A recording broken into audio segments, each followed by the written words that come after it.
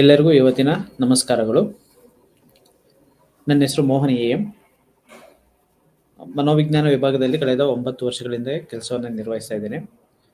ಪ್ರಸ್ತುತ ಬೆಂಗಳೂರು ವಿಶ್ವವಿದ್ಯಾಲಯ ಜ್ಞಾನಭಾರತಿ ಕ್ಯಾಂಪಸ್ ಅಲ್ಲಿರೋ ಮನೋವಿಜ್ಞಾನ ವಿಭಾಗದಲ್ಲಿ ಕೆಲಸವನ್ನು ನಿರ್ವಹಿಸ್ತಾ ಇದ್ದೇನೆ.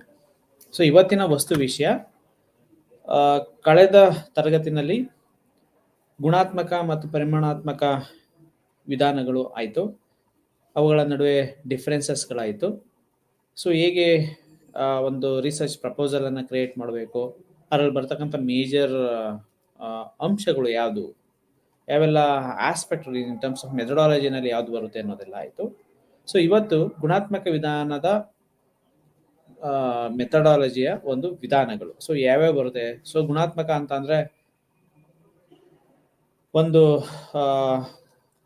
in terms of kindness, in terms of elaborated information, so in terms of full kind of information ಅಂತ ಹೇಳ್ಬೋದು. ಸೊ ನಮಗೆ ಯಾವ ರೀತಿಯಾಗಿ ಒಂದು ಆಬ್ಜೆಕ್ಟಿವ್ಸ್ಗೆ ಸಂಬಂಧಿಸಿದಂತಹ ಏನು 360 ಡಿಗ್ರಿನಲ್ಲಿ ನಮಗೆ ಮಾಹಿತಿ ಬೇಕಾಗುತ್ತೆ ಅಂತಹ ಎಲ್ಲ ವಿಧಾನಗಳನ್ನು ಅನುಸರಿಸಿ ತೆಗೆದುಕೊಳ್ಳುವಂತಹ ಒಂದು ವಿಧಾನ. ಸೊ ಪರಿಮಾಣಾತ್ಮಕದಲ್ಲಿ ಇನ್ ಟರ್ಮ್ಸ್ ಆಫ್ ನಂಬರ್ಸ್ ಇರುತ್ತೆ. ಇನ್ ಟರ್ಮ್ಸ್ ಆಫ್ ನಂಬರ್ಸ್ ಅಲ್ಲಿ ಯಾವ ರೀತಿಯಾಗಿ ನಾವು ಅದನ್ನ ಅಸೆಂಡಿಂಗ್ ಮತ್ತೆ ಡಿಸೆಂಡಿಂಗ್ ಮಾಡ್ತೀವಿ ಆ ಒಂದು ಕನ್ಸಿಡರ್ ಆಗುತ್ತೆ. ಬಟ್ ಗುಣಾತ್ಮಕದಲ್ಲಿ ನಾವು ಡೇಟಾವನ್ನ ಅನೇಕ ವಿಧಾನಗಳ ಮುಖಾಂತರ ಡೇಟಾವನ್ನ ಕಲೆಕ್ಟ್ ಮಾಡ್ಕೊಳ್ತಾ ಹೋಗ್ತೀವಿ. So data collection is very important. So ಅದು ಗುಣಾತ್ಮಕ ಆಗಿರಲಿ ಪರಿಮಾಣಾತ್ಮಕವಾಗಿರಲಿ. Primary data, so psychological aspect ಅಂತ ಅಂದ್ರೆ ಕೆಲವೊಂದು ಬಾರಿ ಈ ಸೆಕೆಂಡರಿ ಡೇಟಾದ ಮೇಲೂ ಸಹ ರಿಸರ್ಚ್ಗಳು ನಡೆಯುವಂಥದ್ದನ್ನು ನಾವು ನೋಡಬಹುದು. ಆದರೆ ಈ ಒಂದು dissertation work, so mini research, so ಈ ಥರದಕ್ಕೆ ಅಥವಾ ಪ್ರೈಮರಿ ಅಥವಾ ಪ್ರಿಲಿಮಿನರಿ ಇನ್ಫಾರ್ಮೇಷನ್ ಕಲೆಕ್ಟ್ ಮಾಡ್ಕೊಳ್ತಾ ಇದ್ದೀವಿ. ಪ್ರಿಲಿಮಿನರಿ ಸಬ್ಮಿಷನ್ಸ್ ಇದೆ, so that is okay secondary data. But dissertation, MPhil thesis, PhD, so ಇದಕ್ಕೆಲ್ಲ ಪ್ರೈಮರಿ ಡೇಟಾ ಮುಖಾಂತರ ನಾವು ದತ್ತಾಂಶಗಳನ್ನು ಸಂಗ್ರಹ ಮಾಡ್ಕೋಬೇಕಾಗುತ್ತೆ. ಯಾವ ರೀತಿಯಾಗಿ ಮಾಡ್ಕೋಬಹುದು ದತ್ತಾಂಶಗಳನ್ನು?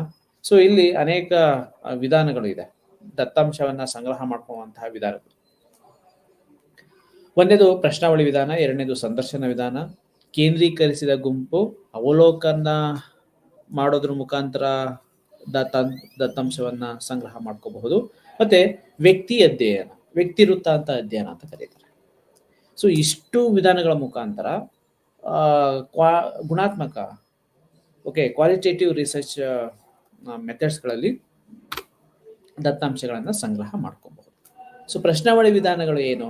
ಸೊ ಪ್ರಶ್ನಾವಳಿಗಳಲ್ಲಿ so open end questions, close end questions, Likert scale, SR no questions, so ಈ ರೀತಿಯಾದಂಥ ಬೇರೆ ಬೇರೆ ಆದಂತಹ ಪ್ಯಾಟರ್ನ್ಗಳಿರ್ತಕ್ಕಂಥ ಒಂದು ಕ್ವಶನೇರ್ಸ್ಗಳಿರುತ್ತೆ. ಸೊ ಚೆಕ್ ಲಿಸ್ಟ್ ಇರುತ್ತೆ. ಸೊ ಯಾವುದೇ ಇರಬಹುದು. So open end, close end questionnaire, check list, Likert scale, SR no questions, ಅಥವಾ yes no in between, neutral, so positive attitude, negative attitude, neutral attitude, so ಈ ರೀತಿ ಸೊ ಬೇರೆ ಬೇರೆ pattern ಅಲ್ಲಿ ಇರ್ತಕ್ಕಂತಹ ಕ್ವಶನೇರ್ಸ್ಗಳನ್ನ ನಾವು ಸಂಶೋಧನೆಯಲ್ಲಿ ಬಳಸ್ಕೊಳ್ತಾ ಹೋಗ್ತೀವಿ. ಸೊ ಸಂಶೋಧನೆ ಯಾವಾಗಲೂ ವಸ್ತುನಿಷ್ಠತೆಯಿಂದ ಕೂಡಿರ್ಬೇಕಾಗತ್ತೆ. ಸೊ ಆ ವಸ್ತುನಿಷ್ಠತೆಯನ್ನು ಅಸೆಸ್ ಮಾಡಬೇಕು ಅಂತಂದ್ರೆ ಯಾವ ಡೈರೆಕ್ಷನ್ ಅಲ್ಲಿ ಒಂದು ಕ್ವಶನೇರ್ ಅನ್ನ ಫ್ರೇಮ್ ಮಾಡಬೇಕು, ಯಾವ ರೀತಿ ಅಂತ, ಫಾರ್ ಎಕ್ಸಾಂಪಲ್ ಸ್ಟ್ರೆಸ್ ಅನ್ನ ಅಸೆಸ್ ಮಾಡಬೇಕು ಅಥವಾ ಎಮೋಷನಲ್ ಇಂಟೆಲಿಜೆನ್ಸ್ ಅನ್ನ ಅಸೆಸ್ ಮಾಡಬೇಕು ಅಂತ ಅಂದ್ರೆ, ಎಮೋಷನಲ್ ಇಂಟೆಲಿಜೆನ್ಸ್ ಅಂದ್ರೆ ಏನು ಅನ್ನೋದು ನಮಗೆ ಡಿಫಿನೇಷನ್ಸ್ ಅಂದ್ರೆ ಡಿಫೈನ್ ಮಾಡಬೇಕಾಗುತ್ತೆ. ನೆಕ್ಸ್ಟ್ ಏನೆಲ್ಲ ಫ್ಯಾಕ್ಟರ್ಸ್ಗಳು ಎಮೋಷನಲ್ ಇಂಟೆಲಿಜೆನ್ಸ್ ಅನ್ನ ಅಳೆಯೋದಿಕ್ಕೆ ಕಾಂಟ್ರಿಬ್ಯೂಟ್ ಮಾಡ್ತವೆ, ಸಹಕರಿಸ್ತವೆ. ಸೊ ಅಷ್ಟು ವೇರಿಯಬಲ್, ಸಬ್ ವೇರಿಯಬಲ್ಸ್ಗೆ ರಿಲೇಟೆಡ್ ಇರ್ತಕ್ಕಂಥ ಕ್ವಶನ್ಸ್ಗಳನ್ನ ನಾವು ಕೇಳ್ತಾ ಹೋಗ್ಬೇಕಾಗುತ್ತೆ ಕ್ವಶನ್ಸ್ ಅಲ್ಲಿ. ಸೊ ಅದು ಯಾವಾಗಲೂ ಸಹ ಸಿಂಪಲ್ ಆಗಿರಬೇಕು, ಯಾವಾಗಲೂ ಸಹ ಯಾವ ಡೈರೆಕ್ಷನ್ ಅಲ್ಲಿ ಇದೆ, ಯಾವ ಡೈರೆಕ್ಷನ್ ಅನ್ನ ಅದು ತೋರಿಸ್ತಾ ಇದೆ, ಆ ಒಂದು ಡೈರೆಕ್ಷನ್ ಅಲ್ಲಿ ಅಸೆಸ್ ಮಾಡೋರಿದೆ. ಸೊ ಫಾರ್ ಎಕ್ಸಾಂಪಲ್ ಈಗ ಪಾಸಿಟಿವ್ ಆಟಿಟ್ಯೂಡ್ ಅಂತ ಇಟ್ಕೊಳ್ಳೋಣ, ನೆಗೆಟಿವ್ ಆಟಿಟ್ಯೂಡ್ ಅಥವಾ ಆಟಿಟ್ಯೂಡ್ ಅಂತಂದ್ರೆ ಕೆಲವೊಂದು ಕ್ವಶನ್ಸ್ ಪಾಸಿಟಿವ್ ಆಗಿ ಫ್ರೇಮ್ ಮಾಡ್ತೀವಿ, ಕೆಲವೊಂದು ಕ್ವಶನ್ ಅನ್ನ ನೆಗೆಟಿವ್ ಆಗಿ ಫ್ರೇಮ್ ಮಾಡ್ತೀವಿ. ನೆಗೆಟಿವ್ ಆಗಿ ಫ್ರೇಮ್ ಮಾಡಿರ್ತಕ್ಕಂಥ ಕ್ವಶನ್ ಅನ್ನ ನಾವು ರಿವರ್ಸ್ ಸ್ಕೋರ್ ಅಲ್ಲಿ ನಾವು ಸ್ಕೋರಿಂಗ್ ಅನ್ನ ಮಾಡ್ತೀವಿ. ಪಾಸಿಟಿವ್ ಆಗಿ ಪಾಸಿಟಿವ್ ಡೈರೆಕ್ಷನ್ ಇರ್ತಕ್ಕಂಥ ಕ್ವಶನ್ಸ್ಗಳನ್ನ ಸೊ ಅಸೆಂಡಿಂಗ್ ಆರ್ಡರ್ ಅಲ್ಲಿ ನಾವು ಒಂದು ಸ್ಕೋರಿಂಗ್ ಪ್ಯಾಟರ್ನ್ ಅನ್ನ ಫ್ರೇಮ್ ಮಾಡಿರ್ತೀವಿ. ಸೊ ಕ್ವಶನ್ ಡೈರೆಕ್ಷನ್ ಯಾವ ರೀತಿ ಆಗಿರ್ಬೇಕು, ಪಾಸಿಟಿವ್ ಆಗಿರ್ಬೇಕಾ ನೆಗೆಟಿವ್ ಆಗಿರ್ಬೇಕಾ, ಸೊ ಯಾವ ರೀತಿಯಾದಂಥ ಕ್ವಶನ್ ಅನ್ನ ನಾವು ಯಾವ ರೀತಿಯಾಗಿ ಕೇಳಬಹುದು. ಸೊ ಏನಕ್ಕೆ ಅಂತಾರೆ ಈ positive direction negative direction question ಪ್ರಶ್ನಾವಳಿನಲ್ಲಿ ಇರುತ್ತೆ ಅನ್ನೋದೇ ಆದ್ರೆ, ಸೊ ಕೆಲವೊಂದು ಈ ಏನೋ ನ್ಯಾಚುರಲ್ ಎರರ್ಸ್ಗಳು ಆಗ್ತಾ ಹೋಗುತ್ತೆ, ಅಥವಾ ಇನ್ಫ್ಲೂಯೆನ್ಸ್ ಆಗ್ತಾ ಹೋಗ್ತೀವಿ, ಅಥವಾ ಪಕ್ಷಪಾತಗಳಾಗ್ತಾ ಹೋಗುತ್ತೆ. ಸೊ ಒಂದು ಕ್ವಶನ್ ನಾವು ಹೋಗ್ತೀವಿ, ಎರಡು ಕ್ವಶನ್ ಅದೇ ತರ ಒಂದೇ ಫಾರ್ಮೆಟ್ ಅಲ್ಲಿ ಇದೆ ಅಂತ ಅಂದಾಗ, ಸೊ ಕರೆಕ್ಟಾಗಿ ಒಂದು ಸೆಂಟೆನ್ಸ್ ಅಥವಾ ಒಂದು ಸ್ಟೇಟ್ಮೆಂಟ್ ಅನ್ನು ಓದೋದಲ್ಲೇ ಸೊ ಇದೇ ಡೈರೆಕ್ಷನ್ ಅಲ್ಲಿ ಇರ್ಬೋದು, ಇದೇ ಪ್ಯಾಟರ್ನ್ ಅಲ್ಲಿ ಇರ್ಬೋದು ಅನ್ನೋ ಒಂದು ಕಾನ್ಸೆಪ್ಟ್ಗೆ ನಾವು ಅದನ್ನು ಟಿಕ್ ಮಾರ್ಕ್ ಹಾಕ್ತಿರ್ತೀವಿ. ಸೊ ಅದನ್ನ ಅವಾಯ್ಡ್ ಮಾಡ್ಲಿಕ್ಕೋಸ್ಕರ ಪಾಸಿಟಿವ್ ಮತ್ತೆ ನೆಗೆಟಿವ್ ಡೈರೆಕ್ಷನ್ ಅಲ್ಲಿರ್ತಕ್ಕಂಥ ಕ್ವಶನ್ ಅನ್ನು ನಾವು ಫ್ರೇಮ್ ಮಾಡಬೇಕಾಗುತ್ತೆ. ಸೊ ಆಗ್ಲೇ ಈ ವಸ್ತುನಿಷ್ಠತೆಯಿಂದ ಕೂಡಿರ್ಬೇಕು ಅಂತಾರೆ. ಇದೆಲ್ಲ ಪಾಸಿಟಿವ್ ಅಂತ ಅಂದ್ರೆ ಏನು, ನೆಗೆಟಿವ್, ಸೊ ಇವೆಲ್ಲ ಡಿಫೈನ್ ಮಾಡಬೇಕು. ಸೊ ಡಿಫೈನ್ ಮಾಡಿದ ನಂತರದಲ್ಲಿ ಸ್ಕೋರಿಂಗ್ ಪ್ಯಾಟರ್ನ್ಸ್ ಯಾವ ರೀತಿ ಆಗಿರ್ಬೇಕು ಅನ್ನೋದನ್ನ ನಾವು ಮೊದಲೇ ಡಿಸೈಡ್ ಮಾಡ್ಕೊಂಡಿದ್ದಾಗ, ಸೊ ಅದಕ್ಕೆ ಹೆಚ್ಚಿನ ಒಂದು ಸೊ ನಾವು ರಿಲಯಬಿಲಿಟಿ ವ್ಯಾಲಿಡಿಟಿ ಚೆಕ್ ಮಾಡಬೇಕು ಅಂತ ಅಂದ್ರೆ, ಓಕೆ ಕ್ರೋನ್ ಬಾ ಆಲ್ಫಾ ಟೆಸ್ಟ್ ಮಾಡಬೇಕು ಅಂತ ಅಂದ್ರೆ, ಸೊ ಯಾವುದು ಪಾಸಿಟಿವ್ ಆಗಿರ್ತಕ್ಕಂಥ ಡೈರೆಕ್ಷನ್ಸ್ ಇದೆ, ಎಷ್ಟು ಕ್ವಶನ್ಸ್ಗಳು ನೆಗೆಟಿವ್ ಆಗಿರ್ತಕ್ಕಂಥ ಕ್ವಶನ್ಸ್ಗಳಿದೆ, ಸೊ ಅದನ್ನೆಲ್ಲ ಸಪ್ರೇಟ್ ಆಗಿ ನಾವು ಕ್ಯಾಲ್ಕುಲೇಷನ್ ಅನ್ನ ಮಾಡಬೇಕಾಗುತ್ತೆ. ಏಕೆಂತಂದ್ರೆ ಡೈರೆಕ್ಷನ್ ಎಷ್ಟು ಕಾರ್ಲೇಷನ್ಸ್ ಇದೆ, ನಾವು ಕ್ರೋನ್ಬಾ ಆಲ್ಫಾ ನಾವು ತಗೋಬೇಕು ಅಂತಂದ್ರೆ, ಅಥವಾ ಅದು ಫ್ರೇಮ್ ಆಗ್ಬೇಕು ಜನರೇಟ್ ಆಗಬೇಕು ಅಂತಂದ್ರೆ SPSS ಅಲ್ಲಿ ಒಂದು ಸ್ಟೇಟ್ಮೆಂಟ್ಗೂ ನೆಕ್ಸ್ಟ್ ಇನ್ನೊಂದು ಸ್ಟೇಟ್ಮೆಂಟ್ಗೂ ಎಷ್ಟು ಸಂಬಂಧ ಇದೆ, ಕಾರ್ಲೇಷನ್ಸ್ ಇದೆ.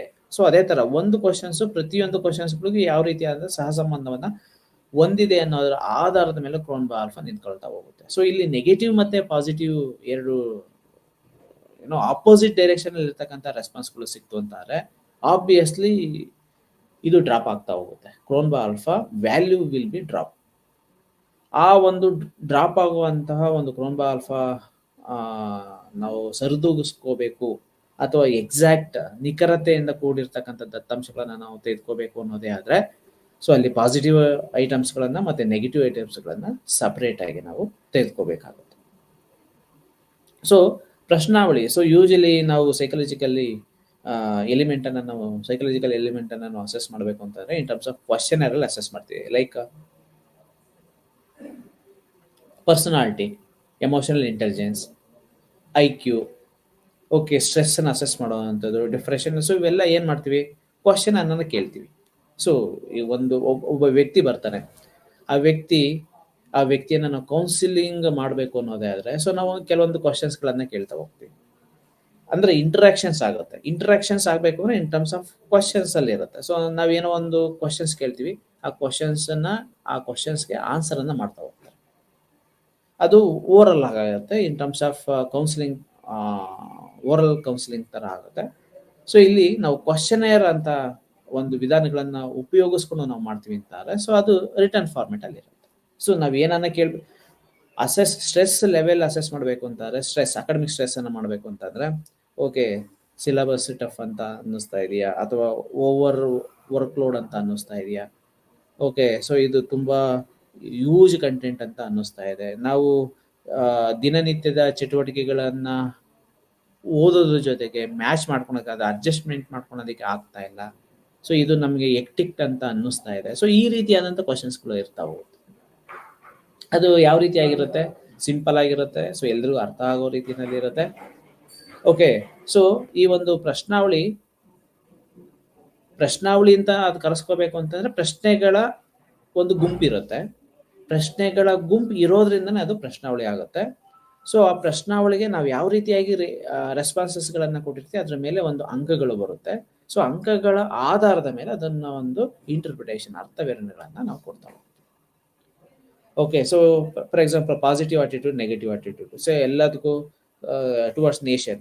ಸೊ ನೇಷನ್ ಕಂಡ್ರೆ ನಿಮ್ಗೆ ಯಾವ ರೀತಿಯಾದಂತಹ ಒಲವಿದೆ, ಬಾಂಧವ್ಯ ಇದೆ, ಕಮಿಟ್ಮೆಂಟ್ ಇದೆ, ಆಸೆಗಳಿದೆ, ಡಿಸೈರ್ಸ್, ಏನು ಎಕ್ಸ್ಪೆಕ್ಟೇಷನ್ಸ್ ಇದೆ, ಎಲ್ಲದಕ್ಕೂ ನಿಮಗೆ ಪೂರಕವಾಗಿದೆಯಾ ಇಲ್ವಾ. ಸೊ ಎಲ್ಲದು ಇದೆ ಅಂತಂದ್ರೆ ನಂಬರ್ ಆಫ್ ಕ್ವಶನ್ಸು ಪಾಸಿಟಿವ್ ಆಗಿ ರಿಪ್ಲೈ ಮಾಡಿದ್ದಾರೆ ಅಂತಂದ್ರೆ ಪಾಸಿಟಿವ್ ಆಟಿಟ್ಯೂಡು, ಜಾಸ್ತಿ ಕ್ವಶನ್ಸ್ಗಳಿಗೆ ನೆಗೆಟಿವ್ ಆಗಿ ರಿಪ್ಲೈ ಮಾಡಿದ್ದಾರೆ ಅಂತಾರೆ ನೆಗೆಟಿವ್ ಆಟಿಟ್ಯೂಡ್. ಸೊ ಈ ಒಂದು ಆಧಾರದ ಮೇಲೆ ಸೊ ವ್ಯಕ್ತಿಯ ಆಟಿಟ್ಯೂಡ್, ಲೆವೆಲ್ ಆಫ್ ಆಟಿಟ್ಯೂಡ್ಗಳನ್ನು ನಾವು ಅಸೆಸ್ ಅನ್ನು ಮಾಡ್ತಾ ಹೋಗ್ತೀವಿ. ಸೊ ಇದೇ ತರ ನಂಬರ್ ಆಫ್ ಕ್ವಶನ್ಸ್ ಯಾವ ಡೈರೆಕ್ಷನ್ ಅಲ್ಲಿ ಇದೆ, ಯಾವ ಆಂಗಲ್ ಅಲ್ಲಿ ಇದೆ, ಸೊ ಅನ್ನೋದ್ರ ಆಧಾರದ ಮೇಲೆ ನಾವು ಅದನ್ನ ನೋಡ್ತಾ ಹೋಗ್ತೀವಿ.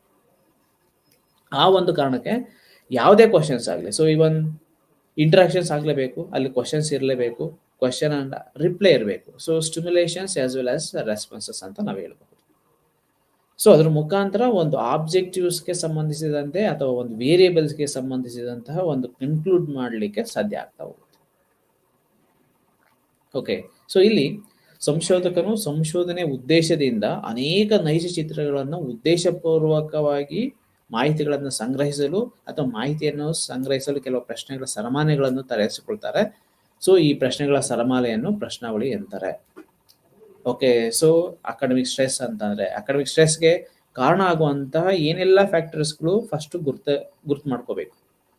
ಇನ್ terms of pressure, academic pressure ಅಂದ್ರೆ homework, huge syllabus, every days ಅಥವಾ ಎವ್ರಿ ವೀಕ್ಸ್ ಟೆಸ್ಟ್ಗಳು, ಅಸೈನ್ಮೆಂಟ್ಸ್ಗಳು. ಸೊ ಯಾವುದು, ಅಥವಾ ಪರ್ಸನಲ್ ಕಮಿಟ್ಮೆಂಟು, ಪರ್ಸನಲ್ ಬಿಲೀಫ್ಸ್ಗಳು, ಅಥವಾ ಟೈಮ್ ಟೇಬಲ್ಲು, ಅಥವಾ ಟೈಮಿಂಗ್ಸು. ಸೊ ಅರ್ಲಿ ಮಾರ್ನಿಂಗಲ್ಲೇ ಶುರು ಮಾಡಿಬಿಡ್ತಾರೆ, ಲೇಟ್ ನೈಟ್ವರೆಗೂ ಇಟ್ಕೊಳ್ತಾರೆ, ಅಥವಾ ಸಂಜೆವರೆಗೂ ಇಟ್ಕೊಳ್ತಾರೆ, ಅಥವಾ ಫಸ್ಟ್ ಅರ್ಲಿ ಮಾರ್ನಿಂಗ್ ಶುರು ಮಾಡಿಬಿಡ್ತಾರೆ 1 ಒಳಗೆ ಮುಗಿಸ್ಬಿಡ್ತಾರೆ. ಸೊ ಅದು ನಮ್ಮ ಪರ್ಸನಲ್ ಕೆಲಸಗಳನ್ನು ಮಾಡ್ಕೊಳ್ಳೋದಕ್ಕೆ, ನಿದ್ದೆ ಮಾಡಲಿಕ್ಕೆ, ಅಥವಾ ನನ್ನ ದೈನಂದಿನ ಚಟುವಟಿಕೆ ಮಾಡಿದ್ರೆ ಸೊ ಎಕ್ಟಿಕ್ ಅಂತ ಅನ್ನಿಸ್ತಾ ಇದೆ. ಸೊ ಅಕಾಡೆಮಿಕ್ ಸ್ಟ್ರೆಸ್ಗೆ ಸೊ ಅದರದ್ದೇ ಆದಂತಹ ಕೆಲವೊಂದು ಪ್ಯಾರಾಮೀಟರ್ಸ್ಗಳಿರುತ್ತೆ.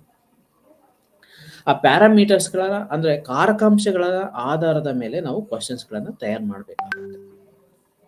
ಓಕೆ, ಸೊ ಈಗ ಸೂಸೈಡಲ್ ಐಡಿಯೇಷನ್ಸ್ ಒಂದು ಕ್ವಶನೇರ್ ಅನ್ನ ಅದನ್ನು ಅಸೆಸ್ ಮಾಡುವಂತ ಒಂದು ಕ್ವಶನೇರ್ ಅನ್ನ ನಾವು ಡೆವಲಪ್ ಮಾಡಬೇಕು. ಸೂಸೈಡ್ ಐಡಿಯೇಷನ್ಸ್ ಬರಲಿಕ್ಕೆ ಕಾರಣ ಆಗುವಂತ ಅಂಶಗಳು ಯಾವುವು, ನಮ್ಮನ್ನ ಸೂಸೈಡ್ಗೆ ಟ್ರಿಗರ್ ಮಾಡುವಂತ ಫ್ಯಾಕ್ಟರ್ಸ್ಗಳು ಯಾವುವು, ಆ ಫ್ಯಾಕ್ಟರ್ಸ್ಗಳನ್ನ ಫಸ್ಟ್ ಐಡೆಂಟಿಫೈ ಮಾಡಬೇಕು. ಆ ಒಂದು ಫ್ಯಾಕ್ಟರ್ಸ್ ಅನ್ನ ಐಡೆಂಟಿಫೈ ಮಾಡಿದ ನಂತರದಲ್ಲಿ ಪ್ರತಿಯೊಂದು ಫ್ಯಾಕ್ಟರ್ಸ್ಗೂ ಒಂದೊಂದು ಕ್ವಶನ್ಸ್ ಅಥವಾ 2-3 ಕ್ವಶನ್ಸ್ಗಳನ್ನ ಅದಕ್ಕೆ ಸಂಬಂಧಿಸಿದಂತಹ ಕ್ವಶನ್ಸ್ಗಳನ್ನ ಫ್ರೇಮ್ ಮಾಡಬೇಕಾಗುತ್ತೆ. ಸೊ ಅದು ಪ್ರಶ್ನಾವಳಿ ವಿಧಾನ. ಸೊ ನಾವು ಸೆಲ್ಫ್ ಮೇಡ್ ಕ್ವಶನೇರ್ಸ್ಗಳನ್ನ ನಾವು ಸೊ ಕೆಲವೊಂದು ವಿಷಯಗಳಲ್ಲಿ ನಾವು ಉಪಯೋಗಿಸ್ಕೋಬಹುದು. ಆದರೆ ಡಿಸರ್ಟೇಷನ್, ಸಿನಾಪ್ಸಿಸ್, ಏನೇ ಹೈಯರ್ ಲೆವೆಲ್ ಆಫ್ ರಿಸರ್ಚ್ ಆಕ್ಟಿವಿಟೀಸ್ಗೆ ಹೋಗ್ಬೇಕು ಅನ್ನೋದೇ ಆದರೆ ಸೊ ನಾವು ಅಲ್ಲಿ ಸ್ಟ್ಯಾಂಡರ್ಡೈಸ್ಡ್ ಟೂಲ್ಸ್ಗಳನ್ನು ಮಾತ್ರ ಯೂಸ್ ಮಾಡಬೇಕಾಗುತ್ತೆ. ಸ್ಟ್ಯಾಂಡರ್ಡೈಸ್ಡ್ ಟೂಲ್ಸ್ ಅಂತ ಅಂದರೆ so which as reliability, reliability value, validity value and norms in the sense scoring pattern. ಯಾವ ರೀತಿಯಾಗಿ ಒಂದು ದತ್ತಾಂಶ ಕ್ವಶನೇರ್ ಸಿಗುತ್ತೆ ಗೂಗಲಲ್ಲಿ, ಅದನ್ನು ಆಸ್ ಇಟ್ ಈಸ್ ತಗೊಂಡು ಡೇಟಾ ಕಲೆಕ್ಟ್ ಮಾಡ್ಕೊಂಡಿದ್ದೀವಿ ಅಂತ ಅಂದರೆ ಸಾಕಾಗೋದಿಲ್ಲ. ಆ ಒಂದು ದತ್ತಾಂಶವನ್ನ ಪಡ್ಕೊಂಡಿರ್ತಕ್ಕಂಥ ದತ್ತಾಂಶವನ್ನ ಹೇಗೆ ಅರ್ಥೈಸ್ಬೇಕು ಅನ್ನೋದು ಸಹ ಬಹಳ ಪ್ರಮುಖವಾಗುತ್ತೆ. ಕೆಲವೊಂದು ಬಾರಿ ಕೆಲವೊಂದು ವಿಷಯಗಳಲ್ಲಿ, ಈ ಡೆಸರ್ಟೇಷನ್ ವಿಷಯಗಳಲ್ಲಿ, ಕೆಲವೊಂದು ಮಿನಿ ರಿಸರ್ಚ್ ವಿಷಯಗಳಲ್ಲಿ ಸೊ ಪೂರ್ವಾಪರ ಮಾಹಿತಿ ಇಲ್ದನೆ ನಾವು ಕೆಲವೊಂದು ಡೇಟಾವನ್ನು ಸಂಗ್ರಹ ಮಾಡ್ಕೊಂಡಿರ್ತೀವಿ, ಅದು ವ್ಯಾಲಿಡೇ ಆಗಿರೋದಿಲ್ಲ. ಕೆಲವೊಂದು ಬಾರಿ ಗೂಗಲ್ ಸಿಗುತ್ತೆ, ಡಿಫ್ರೆಂಟ್ ಕೈಂಡ್ಸ್ ಆಫ್ ಕ್ವಶನೇರ್ಸ್ಗಳು ಸಿಗ್ತಾ ಹೋಗುತ್ತೆ, ಬಟ್ ಅದು ಸ್ಟ್ಯಾಂಡರ್ಡೈಸ್ ಆಗಿರೋದಿಲ್ಲ, ಅದಕ್ಕೆ ಪ್ಯಾಟರ್ನ್ಸ್ಗಳು ಇರೋದಿಲ್ಲ, ಸ್ಕೋರಿಂಗ್ ವಿಧಾನಗಳು ಗೊತ್ತಿರೋದಿಲ್ಲ. ಸೊ ಅಂಥ ಮೂಮೆಂಟಲ್ಲಿ ಏನು ಮಾಡ್ತಾರೆ, ಸೊ ಅವರೇಜ್ನ ಆಧಾರದ ಮೇಲೆ ಇಂಟರ್ಪ್ರಿಟೇಷನ್ ಮಾಡ್ತಾರೆ. Okay, so above average, below average. So ಅದು which is not a good method ಅಂತ. ಸೊ ಆ ಒಂದು ಕಾರಣಗಳಿಗೋಸ್ಕರ ಪ್ರಶ್ನಾವಳಿ, ಅದು ಲಿಕರ್ಸ್ಗೆ ಯಾವುದೇ ಫಾರ್ಮೆಟ್ ಅಲ್ಲಿ ಇರ್ಬೋದು ಪ್ರಶ್ನಾವಳಿ, ಸೊ ಅದು ದಟ್ ಶುಡ್ ಬಿ ಸ್ಟ್ಯಾಂಡರ್ಡೈಸ್ ಆಗಿರ್ತಕ್ಕಂತಹ ಒಂದು ಕ್ವಶನೇರ್ ಅನ್ನ ನಾವು ಯೂಸ್ ಮಾಡಬೇಕು. ಇಲ್ಲ ಅಂತ ಅಂದ್ರೆ ನಾವು ಅದರಿಂದ ಒಂದು ನಿಖರವಾದಂತಹ ದತ್ತಾಂಶಗಳನ್ನ ಸಂಗ್ರಹ, ಯಾಕೆಂತಂದ್ರೆ it is based on facts, based on data. ನಾವು ಯಾರಿಂದ ಕಲೆಕ್ಟ್ ಮಾಡ್ಕೊಂಡಿರ್ತೀವಿ, ಆ ಡೇಟಾವನ್ನ ಕಲೆಕ್ಟ್ ಮಾಡ್ಕೊಂಡಿರ್ತೀವಲ್ಲ ಯಾರಿಂದ, ಆ ಡೇಟಾ ಅದೇನ್ ಮಾಡೋದೆ ಅದ್ರ ಮೇಲೆ ನಾವು ಅರ್ಥವಿವರಣೆಗಳನ್ನ ಕೊಡ್ತಾ ಹೋಗ್ತೀವಿ. ನಾವು ಕಲೆಕ್ಟ್ ಮಾಡ್ಕೊಂಡಿರ್ತಕ್ಕಂತಹ ಒಂದು ದತ್ತಾಂಶಗಳೇ ಸರಿ ಇಲ್ಲ, ಆ ದತ್ತಾಂಶಗಳ ಮೇಲೆ ನಾವು ಇಂಟರ್ಪ್ರಿಟ್ ಮಾಡ್ತೀವಿ ಅಂತ ಅಂದ್ರೆ ಸೊ ರಾಂಗ್ ಇನ್ಫಾರ್ಮೇಶನ್ ಅನ್ನು ನಾವು ಸಮಾಜಕ್ಕೆ ಕೊಡ್ಲಿಕ್ಕೆ ಹೋಗ್ಬಿಡ್ತೀವಿ. ಸೊ ಆ ಒಂದು ಕಾರಣಕ್ಕೆ that should be very standardise one. So ಅದರಲ್ಲಿ ಅನೇಕ ಪ್ರಶ್ನಾವಳಿಗಳು ಬರುತ್ತೆ. ಸಂಕುಚಿತ ಪ್ರಶ್ನಾವಳಿ, ಮುಕ್ತ ಪ್ರಶ್ನಾವಳಿ, ರಚನೆಗೆ ಒಳಪಟ್ಟ ಪ್ರಶ್ನಾವಳಿ, ರಚನೆಗೆ ಒಳಪಡದ ಪ್ರಶ್ನಾವಳಿಗಳು. ಸೊ ಹೀಗೆ ಸಂಕುಚಿತ ಅಂತಂದ್ರೆ ಸೊ ಇಲ್ಲಿ ಕೇವಲ ಹೌದು ಅಥವಾ ಇಲ್ಲ ಅನ್ನೋ ಉತ್ತರ ಕೊಡುವಂಥದ್ದು. ಫಾರ್ ಎಕ್ಸಾಂಪಲ್, ಈಗ ಕೆಲವೊಂದು ಬಾರಿ ಈ ಐಸೆಕ್ ಪರ್ಸನಾಲಿಟಿ ಇನ್ವೆಂಟ್ರಿ ಇದೆ. ಸೊ ಅದರಲ್ಲಿ ಎಸ್ ಅನ್ನೋ ಕ್ವಶನ್ಸ್ ಇರುತ್ತೆ. ಓಕೆ, ಸೊ ನೀವು ಈ ರೀತಿಯಾದಂಥ ಗುಣಲಕ್ಷಣಗಳನ್ನು ಹೊಂದಿದ್ದಾಗ ಹೌದು ಅಥವಾ ಇಲ್ಲ. ಸೊ ನಮ್ಮ ಆಪ್ಷನ್ಸ್ಗಳು ಹೌದು ಅನ್ನೋದಕ್ಕೆ ಹಾಕ್ಬೇಕು, ಇಲ್ಲ ಅಂತಂದ್ರೆ ಇಲ್ಲ ಅನ್ನೋದಕ್ಕೆ ಹಾಕ್ಬೇಕು. ಸೊ ಅದು ನಮ್ಗೆ ಆಪ್ಷನ್ಸ್ ಅಥವಾ ನಾವು ಡಿಸ್ಕ್ರೈಬ್ ಮಾಡ್ಲಿಕ್ಕೆ ಆಗೋದಿಲ್ಲ. ಸೊ ಅಲ್ಲಿ ಆಪ್ಷನ್ಸ್ಗಳು ಎರಡೇ ಇರುತ್ತೆ, ಎಸ್ ಆರ್ ನೋ. ಸೊ ಅವು ಎರಡರಲ್ಲಿ ಇರ್ತಕ್ಕಂಥದ್ದನ್ನ ಎರಡು ಇರ್ತಕ್ಕಂಥದ್ರಲ್ಲಿ ಒಂದನ್ನು ಮಾತ್ರ ನಾವು ಚೂಸ್ ಮಾಡಬೇಕಾಗುತ್ತೆ. ಸೊ ಅಂತಹ ಕ್ವಶನ್ಸ್ಗಳನ್ನು ನಾವು ಸಂಕುಚಿತ ಪ್ರಶ್ನಾವಳಿಗಳು ಅಂತ ಕರಿತಾ ಹೋಗ್ತೀವಿ. ನೆಕ್ಸ್ಟ್, ಮುಕ್ತ ಪ್ರಶ್ನಾವಳಿಗಳು. ಸೊ ಈ ರೀತಿಯಾದಂಥ ಪ್ರಶ್ನಾವಳಿಗಳು ಹೆಚ್ಚಾಗಿ ಅರ್ಥವಿವರಣೆಗಳನ್ನು ಪಡೆಯುವಾಗ ಬಳಸುವಂತಹ ಪ್ರಶ್ನಾವಳಿಗಳಾಗಿದೆ ಮುಕ್ತ ಪ್ರಶ್ನಾವಳಿಗಳು. ಸೊ ಓಪನ್ ಎಂಡೆಡ್ ಕ್ವಶನೇರ್ ಅಂತ ಕರೀತಾರೆ. ಸೊ ಓಪನ್ ಎಂಡ್ ಈಗ ಇಂಟರ್ವ್ಯೂ, ಯಾವುದೋ ಒಂದು ಜಾಬ್ ರಿಲೇಟೆಡ್ ಇಂಟರ್ವ್ಯೂ ಅನ್ನ ನಾವು ಅಸೆಸ್ ಮಾಡ್ತಾ ಇದೀವಿ. ಸೊ ಅಲ್ಲಿ ಯಾವುದೋ ಒಂದು ಸ್ಟ್ಯಾಂಡರ್ಡ್ ಫಾರ್ಮ್ಯಾಟ್ ಇಲ್ಲ, ಇಂತಹ ಕ್ವಶನ್ಸ್ಗಳನ್ನೇ ಕೇಳಬೇಕು ಅಂತ ಏನಿಲ್ಲ. ಆ ವ್ಯಕ್ತಿ ಯಾವ ರೀತಿಯಾಗಿ ನಮಗೆ ಸ್ಯಾಟಿಸ್ಫೈ ಮಾಡ್ತಾನೆ, ಅದಕ್ಕೆ ಬೇಕಾಗಿರೋಂಥ ಯಾವನ್ನೆಲ್ಲ ಕ್ವಶನ್ಸ್ ಮಾಡ್ಬೋದು. ಸೊ ಕೆಲವೊಂದು ಬಾರಿ ಸೊ ಏನಾಗುತ್ತೆ ಅಂತಂದ್ರೆ, ಯಾವುದೋ ಒಂದು ಇಂಟರ್ವ್ಯೂ ಒಂದು ಕ್ವಶನ್ 2 ಕ್ವಶನ್ಗೆ ಎಂಡ್ ಆಗುತ್ತೆ, 5 ಕ್ವಶನ್ 10 ಕ್ವಶನ್ಸ್ ಎಂಡ್ ಆಗುತ್ತೆ. ಬಟ್ ಕೆಲವೊಂದು ಬಾರಿ ಪರ್ಸನಲಿ ಓಕೆ, ಸೊ ಹೆಚ್ಚಿನ ಕ್ವಶನ್ಸ್ ತೆಗಿಬೇಕು ಅನ್ನೋದೇ ಆದರೆ ಅವರು ಕಂಪ್ಲೀಟಾಗಿ ಅವ್ರನ್ನ ತುಂಬಾ ಆಸ್ಪಿರೆಂಟ್ಗಳಿದ್ದಾರೆ, ಆಸ್ಪಿರೆಂಟ್ಗಳಲ್ಲಿ ನಾವು 1 ಅಥವಾ 2 ಕ್ವಶನ್ ಮಾತ್ರ ನಾವು ತೆಗೆದುಕೋಬೇಕು. ಸೊ ಅಂಥ ಮೂಮೆಂಟಲ್ಲಿ ಯಾವ ರೀತಿಯಾಗಿ ಅವ್ರ ಕಡೆಯಿಂದ ಇನ್ಫಾರ್ಮೇಶನ್ ತೆಗೆದು, ಸೊ ಅಲ್ಲಿ ಏನಾಗುತ್ತೆ, ಯೂಜ್ ಕ್ವಶನ್ಸ್ಗಳನ್ನು ಕೇಳಾಗುತ್ತೆ. ಸೊ ಇಂಥದ್ದೇ ಅಂತ ನಾನು. So in terms of general information, in terms of subject, in terms of work, in terms of personal, ಇಂಥದ್ದೇ ಅಂದರೆ ಫ್ರೇಮ್ ಆಗಿರೋದಿಲ್ಲ. ಮುಕ್ತವಾಗಿ ಯಾವುದೇ ರೀತಿಯಾದಂಥ ಯಾವುದಕ್ಕೆ ಸಂಬಂಧಿಸಿದ ಆ ಮೂಮೆಂಟಲ್ಲಿಗೆ ಇಂಟರ್ವ್ಯೂವರಿಗೆ ಯಾವ ಕ್ವಶನ್ ಅನ್ನ ಕೇಳಬೇಕು ಅಂತ ಅನ್ಸುತ್ತೆ, ಆ ಕ್ವಶನ್ಸ್ಗಳನ್ನ ನೇರವಾಗಿ ಕೇಳ್ತಾ ಹೋಗ್ಬೋದು. ಅದನ್ನ ಮುಕ್ತ ಪ್ರಶ್ನಾವಳಿಗಳು. ಅದಕ್ಕೆ ಬೇಕಾಗಿರ್ತಕ್ಕಂತಹ ಮಾಹಿತಿಗಳನ್ನ ಕಲೆಕ್ಟ್ ಮಾಡ್ಕೊಳ್ತೀವಿ. ಏನಕ್ಕೆ ಅಂತ ಅಂದ್ರೆ ಆ ವ್ಯಕ್ತಿಯಿಂದ ನಾವು ಏನೋ ಒಂದು ಎಕ್ಸ್ಪೆಕ್ಟ್ ಮಾಡ್ಬೋದು, ಹೇಗೆ ವಿಭಿನ್ನ ಅಂತ ನಾವು ಅಸೆಸ್ ಮಾಡಬೇಕು ಅನ್ನೋದಾದ್ರೆ ಸೊ ಮುಕ್ತ ಪ್ರಶ್ನಾವಳಿಗಳು. ಸೊ ಎಲ್ಲದಕ್ಕೂ ಉತ್ತರ ಕೊಡ್ತಾ ಇದ್ದಾನೆ. ಸೊ ಕೆಲವರು ಒಂದು 10 ಜನ ಇದ್ದಾರೆ, 10 ಜನದಲ್ಲಿ 5 ಮೆಂಬರ್ಸು 10 ಪ್ರಶ್ನೆಗಳಿಗೆ ಉತ್ತರ ಕೊಟ್ಟಿದ್ದಾರೆ, ಅದ್ರ ಮೇಲೆ ಕೊಟ್ಟಿಲ್ಲ. ಸೊ 15 ಕೇಳಿ 20 ಕೇಳಿ ಒಂದು 10 ಆವರೇಜ್ ಒಂದು 10 ಕೊಟ್ಟಿದ್ದಾರೆ. ಸೊ ಹೇಗೆ ಅವ್ರ ಕಡೆಯಿಂದ ಹೇಗೆ ಫಿಲ್ಟರ್ ಮಾಡಬೇಕು ಅಂತ ಅಂದ್ರೆ ಸೊ ಒಂದು 20-30 ಸೊ ಕೇಳ್ತಾ ಆನ್ಸರ್ ಮಾಡ್ತಾದೇನೆ ಇದ್ದಾರೆ ಅಂತ ಅಂದ್ರೆ ಸೊ ಕೇಳ್ತಾನೆ ಹೋಗುವಂಥದ್ದು ಎಲ್ಲ ಡೈರೆಕ್ಷನ್, ಎಲ್ಲ ಆಂಗಲಿಂದ. ಸೊ ಅದನ್ನು ಮುಕ್ತ ಪ್ರಶ್ನಾವಳಿಗಳು. ಸೊ ರಚನೆಗೆ ಒಳಪಟ್ಟಂತಹ ಪ್ರಶ್ನಾವಳಿಗಳು, ಈ ರೀತಿ ಪ್ರಶ್ನಾವಳಿಗಳು ಪ್ರತಿಯೊಂದು ಪ್ರಶ್ನೆಗೂ ಸಹ ಒಂದೊಂದು ನಿರ್ದಿಷ್ಟವಾದಂತಹ ಸ್ಪಷ್ಟೀಕರಣಕ್ಕೆ ಸಂಬಂಧಿಸಿರುತ್ತೆ. ಅಂದ್ರೆ ಸಮಸ್ಯೆಗೆ ನಿಶ್ಚಿತವಾದ ಸ್ಥಿರವಾದ ಉತ್ತರವನ್ನು ಪಡೆಯುವಂತಹ ಪ್ರಶ್ನೆಗಳನ್ನು ಪೂರ್ವ ನಿರ್ಧರಿಸಿ ಸಂಕುಚಿತ ಮತ್ತು ಮುಕ್ತ ಪ್ರಶ್ನಾವಳಿಯ ಎಲ್ಲಾ ಗುಣಲಕ್ಷಣಗಳನ್ನು ಇರತಕ್ಕಂತಹ ಸಮಸ್ಯೆಯ ಪ್ರಶ್ನೆಗಳ ಸಮೂಹ ಇದಾಗಿರುತ್ತೆ. ಓಕೆ, ಇಲ್ಲಿ ಪ್ರಶ್ನೆಗಳನ್ನು ಪೂರ್ವ ನಿರ್ಧರಿಸಿ ಸಂಕುಚಿತ ಮತ್ತು ಮುಕ್ತ ಪ್ರಶ್ನಾವಳಿ ಎಲ್ಲಾ ಗುಣಲಕ್ಷಣ ಒಳಗೊಂಡಿರ್ತಕ್ಕಂತಹ. ಸೊ ಏನೆಲ್ಲ, ಫಾರ್ ಎಕ್ಸಾಂಪಲ್ ಒಂದು ಸ್ಟ್ರೆಸ್ ಅನ್ನು ಅಸೆಸ್ ಮಾಡಬೇಕು, ಅಕಾಡೆಮಿಕ್ ಪರ್ಫಾರ್ಮೆನ್ಸ್ ಅನ್ನು ಅಸೆಸ್ ಮಾಡಬೇಕು, ಅಥವಾ ಒಂದು ಆಂಗ್ಸೈಟಿಯನ್ನು ಅಸೆಸ್ ಮಾಡಬೇಕು, ಸಿಜೋಫ್ರೇನಿ ಅಥವಾ ಯಾವ ಆಧಾರದ ಮೇಲೆ ಒಬ್ಬ ವ್ಯಕ್ತಿಯನ್ನು ನಾವು ಇಂಟೆಲೆಕ್ಚುಯಲಿ ವೆರಿ ವೆಲ್ ಅನ್ನೋ ರೀತಿಯಾಗಿ ಅಸೆಸ್ ಮಾಡ್ತೀವಿ ಅನ್ನೋದೇ ಆದ್ರೆ ಸಂಕುಚಿತ ಮತ್ತೆ ಮುಕ್ತ. ಸೊ ಎರಡೂ ಪ್ರಶ್ನಾವಳಿಗೂ ಅವೆರಡನ್ನು ಬೇಸಾಗಿ ಇಟ್ಕೊಂಡು, ಸಂಕುಚಿತ ಆಸ್ ವೆಲ್ ಆಸ್ ಮುಕ್ತ ಪ್ರಶ್ನಾವಳಿಗಳನ್ನ ಬೇಸಾಗಿ ಇಟ್ಕೊಂಡು ರಚನೆಗೆ ಅಂದ್ರೆ ಫ್ರೀ ಸ್ಟ್ರಕ್ಚರ್ಡ್ ಆಗಿರುತ್ತೆ. ಮುಕ್ತವಾಗಿ ಇರ್ತಕ್ಕಂಥ ಕ್ವಶನ್ಗೂ ಸಹ ಮುಕ್ತವಾಗಿ ಕೇಳುವಂಥ ಆಪ್ಷನ್ಸ್ಗಳು ಇರುತ್ತೆ, ಆದರೆ ಅದು ಸ್ಟ್ಯಾಂಡರ್ಡೈಸ್ ಆಗಿರುತ್ತೆ, ಅಂದರೆ ಮೊದಲೇ ಅದು ನಿಖರವಾಗಿರುತ್ತೆ. ಮತ್ತು ಸಂಕುಚಿತ ಎಸ್ ಆರ್ ನೋ ಕ್ವಶನ್ ರೀತಿಯಲ್ಲೂ ಇರ್ತಕ್ಕಂಥ ಕೆಲವೊಂದು ಪ್ರಶ್ನಾವಳಿಗಳನ್ನು ರಚನೆ ಮಾಡ್ತೀವಿ. ಸೊ ಅದನ್ನು ರಚನೆಗೆ ಒಳಪಟ್ಟಂತಹ ಪ್ರಶ್ನಾವಳಿ, ರಚನೆಗೆ ಒಳಪಡದ ಪ್ರಶ್ನಾವಳಿಗಳು. ಕೆಲವೊಂದು ಬಾರಿ ಕ್ವಶನ್ಸ್ಗಳು ಯಾವ ರೀತಿಯಾಗಿರುತ್ತಪ್ಪ ಅಂತ ಅಂದರೆ ಪೂರ್ವ ನಿರ್ಧರಿತವಾಗಿರೋದಿಲ್ಲ. ಅದು ಯಾವುದೇ ಇಂಥದ್ದೇ ಕ್ವಶನ್ಸ್ ಕೇಳಬೇಕು, ಇಂಥದ್ದೇ ಕ್ವಶನ್ಸ್ಗಳು ರೈಸ್ ಆಗಬೇಕು, ಆ ರೀತಿಯಾಗಿರೋದಿಲ್ಲ. ಸೊ ಕಂಪ್ಲೀಟ್ಲಿ ಅನ್ಸ್ಟ್ರಕ್ಚರ್ಡ್ ಆಗಿರುತ್ತೆ.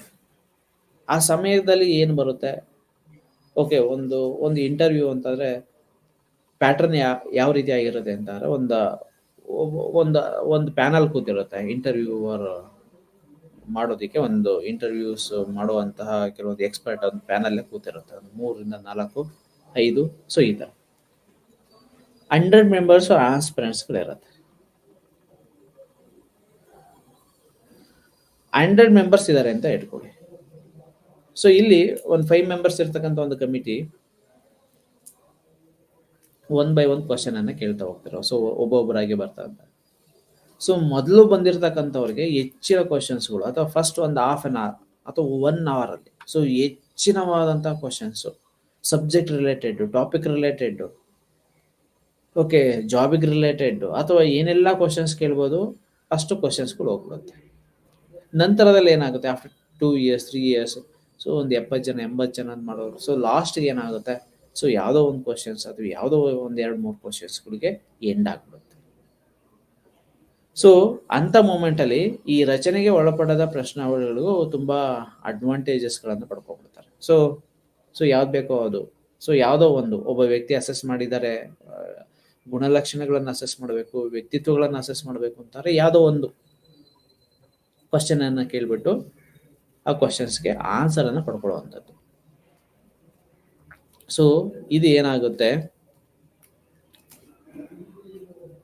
ಕೆಲವೊಂದು ಬಾರಿ ರಚನೆಗೆ ಒಳಪಡಂತಹ ಪ್ರಶ್ನಾವಳಿಗಳು ಸಹ ನಾವು ಬಳಸೋದನ್ನ ನಾವು ನೋಡ್ತಾ ಹೋಗ್ತೀವಿ. ಅದು ಸಂದರ್ಭಕ್ಕೆ ತಕ್ಕಂತೆ, ಸಂದರ್ಭಕ್ಕೆ ಅನುಗುಣವಾಗಿರ್ತಕ್ಕಂಥ ಅಥವಾ ವಿಷಯಾಧಾರಿತ ಪ್ರಶ್ನೆಗಳಿಗೆ ಕೆಲವೊಂದು ಬಾರಿ ಅದು ಮೌಖಿಕವಾಗಿರಬಹುದು, ಕೆಲವೊಂದು ಬಾರಿ ಅದು ಕೆಲವೊಂದು ರಿಟರ್ನ್ ಫಾರ್ಮ್ಯಾಟ್ಗಳಲ್ಲೂ ಸಹ ಇರ್ಬೋದು. ರಚನೆಗೆ ಒಳಪಡೋದ ಅಂದ್ರೆ ಇಂಥದ್ದೇ ಕೇಳಬೇಕು ಅಂತ ಏನಿರಲ್ಲ, ಫ್ರೇಮ್ ಮಾಡಿದೀವಿ.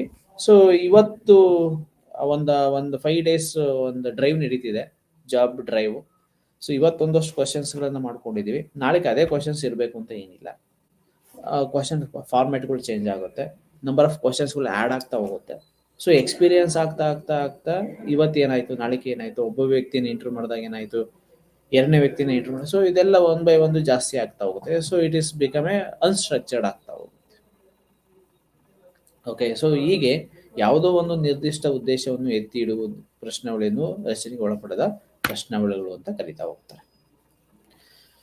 ಕೆಲವೊಂದು ಬಾರಿ ಪ್ರಶ್ನಾವಳಿಗಳನ್ನು ನಿರ್ಮಿಸುವಾಗ ಗಮನಿಸಬೇಕಾಗಿರುವಂತಹ ಅಂಶಗಳು, ಒಂದು ಕ್ವಶನೇರ್ ಟೂಲ್ ಡೆವಲಪ್ಮೆಂಟ್ ಅನ್ನು ಮಾಡಬೇಕು. ಟೂಲ್ ಡೆವಲಪ್ಮೆಂಟ್ ಮಾಡಬೇಕು ಅಂತ ಅಂದ್ರೆ ಅನೇಕ ಫೀಚರ್ಸ್, ಅದರದ್ದು ಗುಣಲಕ್ಷಣಗಳಿರುತ್ತೆ. ಆ ಗುಣಲಕ್ಷಣಗಳ ಆಧಾರದ ಮೇಲೆ ಕೆಲವೊಂದು ಪ್ರಶ್ನಾವಳಿಯ ಪ್ರಶ್ನೆಗಳನ್ನ ನಾವು ಫ್ರೇಮ್ ಮಾಡಬೇಕಾಗುತ್ತೆ. ಸೊ ಅದರಲ್ಲಿ ಪ್ರಶ್ನೆಗಳ ಸಾಲುಗಳು ಸಹ ಬಹಳ ಪ್ರಮುಖ. ಒಂದು ಸ್ಟ್ರೆಸ್ನ ಅಸೆಸ್ ಮಾಡ್ತೀವಿ ಅನ್ನೋದೇ ಆದರೆ, ಅಥವಾ ಸ್ಟ್ರೆಸ್ ಲೆವೆಲ್ ಅನ್ನ ನಾವು ಅಸೆಸ್ ಮಾಡ್ತೀವಿ ಅಂತ ಆದರೆ, ಸೊ ಒಂದು 500 ಕ್ವಶನ್ಸು 1000 ಕ್ವಶನ್ಸು ಹಾಕೋದಿಕ್ಕೆ ಆಗೋದಿಲ್ಲ. ಅಥವಾ 1 ಕ್ವಶನ್ 2 ಕ್ವಶನ್ ಅಲ್ಲಿ ಸೊ ಕೆಲವೊಂದು ಈ ಗುಣಾತ್ಮಕ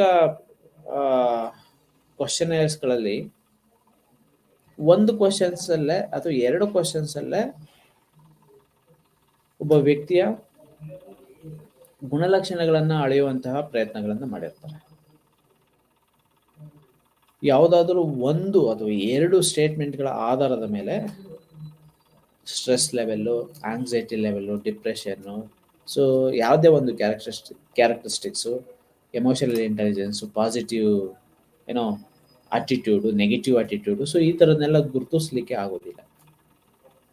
ಸೊ ಅಲ್ಲಿ ನಂಬರ್ ಆಫ್ ಕ್ವಶನ್ಸ್ಗಳು ಬೇಕು, ಅಂದರೆ ಫ್ಯಾಕ್ಟರ್ಸ್ಗಳು ಬೇಕು ನಮಗೆ. ಆ ಫ್ಯಾಕ್ಟರ್ಸ್ಗಳು ಏನೆಲ್ಲ ಡೈರೆಕ್ಷನ್ ಅಥವಾ ಯಾವ ಡೈರೆಕ್ಷನಲ್ಲಿ ನಾವು ಫ್ರೇಮ್ ಮಾಡಿದ್ದೀವಿ ಆ ಆಧಾರದ ಮೇಲೆ ನಾವು ಸ್ಟೇಟ್ಮೆಂಟ್ಗಳನ್ನು ಮಾಡಿರ್ತೀವಿ. ಆ ಸ್ಟೇಟ್ಮೆಂಟ್, ನಂಬರ್ ಆಫ್ ಸ್ಟೇಟ್ಮೆಂಟ್ಸ್ಗಳು ಸೇರಿ ಒಂದು ಕ್ವಶನೇರ್ ಆಗ್ತಾ ಹೋಗುತ್ತೆ, ಒಂದು ಪ್ರಶ್ನಾವಳಿ ಆಗ್ತಾ ಹೋಗುತ್ತೆ. ಸೊ ಅಲ್ಲಿ ಎಷ್ಟಿರಬೇಕು, ಸೊ ಮಿನಿಮಮ್ ಒಂದು 8-9 ಮ್ಯಾಕ್ಸಿಮಮ್ ಎಷ್ಟಿರಬೇಕು? ಸೊ ಒಬ್ಬ ವ್ಯಕ್ತಿಯ ಅಟೆನ್ಷನ್ ಅನ್ನ ಹೋಲ್ಡ್ ಮಾಡಬೇಕು ಅಂತ ಅಂದ್ರೆ, ಒಬ್ಬ ವ್ಯಕ್ತಿಯ ಒಂದು ಗಮನವನ್ನ ಆ ಕ್ವಶನರ್ ಮೇಲೆ ಕೇಂದ್ರೀಕರಿಸಬೇಕು ಅನ್ನೋದೇ ಆದ್ರೆ ಒಂದು 25 ಮ್ಯಾಕ್ಸಿಮಮ್ 20 to 25 ಸೆಕೆಂಡ್ಸ್ ಮಿನಿಟ್ಸ್ವರೆಗೂ ಒಬ್ಬ ವ್ಯಕ್ತಿಯ ಅಟೆನ್ಷನ್ ಅನ್ನ ಹಿಡಿದಿಟ್ಕೋಬಹುದು. ಅಥವಾ ಒಂದು ಕ್ವಶನರ್ಗೆ ರೆಸ್ಪಾಂಡ್ ಮಾಡೋ ರೀತಿಯಾಗಿ ಸೊ ಒಂದು 10 minutes 12 minutes ವಿತ್ 50 minutes ಆದರೂ ಓಕೆ. ಸೊ ಅಂತಹ ಕ್ವಶನರ್ಸ್ಗಳನ್ನು ಅಂದರೆ ಒಂದು 15 to 25 ಅಥವಾ maximum 30 questions, more than 30 questions ನಾವು ಇಟ್ಕೊಂಡಿದ್ದೀವಿ ಅಂತ ಅನ್ನೋದೇ ಆದರೆ, ಅಥವಾ ಒಂದು 80 ಕ್ವಶನ್ಸು. ಸೊ ಕೆಲವೊಂದು ಕ್ವಶನ್ಸ್ ಇದೆ, ಫಾರ್ ಎಕ್ಸಾಂಪಲ್ ಲೈಫ್ ಸ್ಕಿಲನ್ನು ಅಸೆಸ್ ಮಾಡೋ ಅಂಥ ಕ್ವಶನರು 115 ಕ್ವಶನ್ಸ್ ಇದೆ. ಅದರಲ್ಲಿ 10 ಡಿಫ್ರೆಂಟ್ ಇದು ಬರುತ್ತೆ. ಕೆಲವೊಂದು ಕ್ವಶನ್ಸ್ಗಳಲ್ಲಿ ಈಗ ಐಸೆಂಕ್ ಪರ್ಸನಾಲಿಟಿದು 86 ಕ್ವಶನರ್ದು ಇದೆ, ಯೂಸ್ ಕಂಟೆಂಟು. ಶಾರ್ಟ್ ಕ್ವಶನ್ಸ್ ಇರೋದು ಇದೆ. ಅದೇ ಥರ ಅಡ್ಜಸ್ಟ್ಮೆಂಟ್ ಇನ್ವೆಂಟ್ರೀಸ್ಗಳು. ಸೊ ಅಡ್ಜಸ್ಟ್ಮೆಂಟ್ ಇನ್ವೆಂಟ್ರೀಸ್ಗಳಲ್ಲೂ ಸಹ 120 ಇರುವಂಥ ಕ್ವಶನ್ಸ್ ಇರುವಂಥದ್ದು ಇದೆ. ಸೊ ಅಂದರೆ ಶಾರ್ಟ್ ವರ್ಷನ್ಸು ಇರುತ್ತೆ, ಸೊ ಫಸ್ಟ್ ವರ್ಷನ್ನು ಇರುತ್ತೆ. ಆದರೆ ಆ ಒಂದು ಕ್ವಶನ್ಸ್ಗಳು ಎಷ್ಟು ಮಟ್ಟಿಗೆ ರಿಲೆವೆಂಟ್ ಇರುತ್ತೆ, ಎಷ್ಟು ಅಟೆನ್ಷನನ್ನು ಒಬ್ಬ ವ್ಯಕ್ತಿಯಿಂದ ನಾವು ಗಮನ ಹರಿಸುವಂತಹ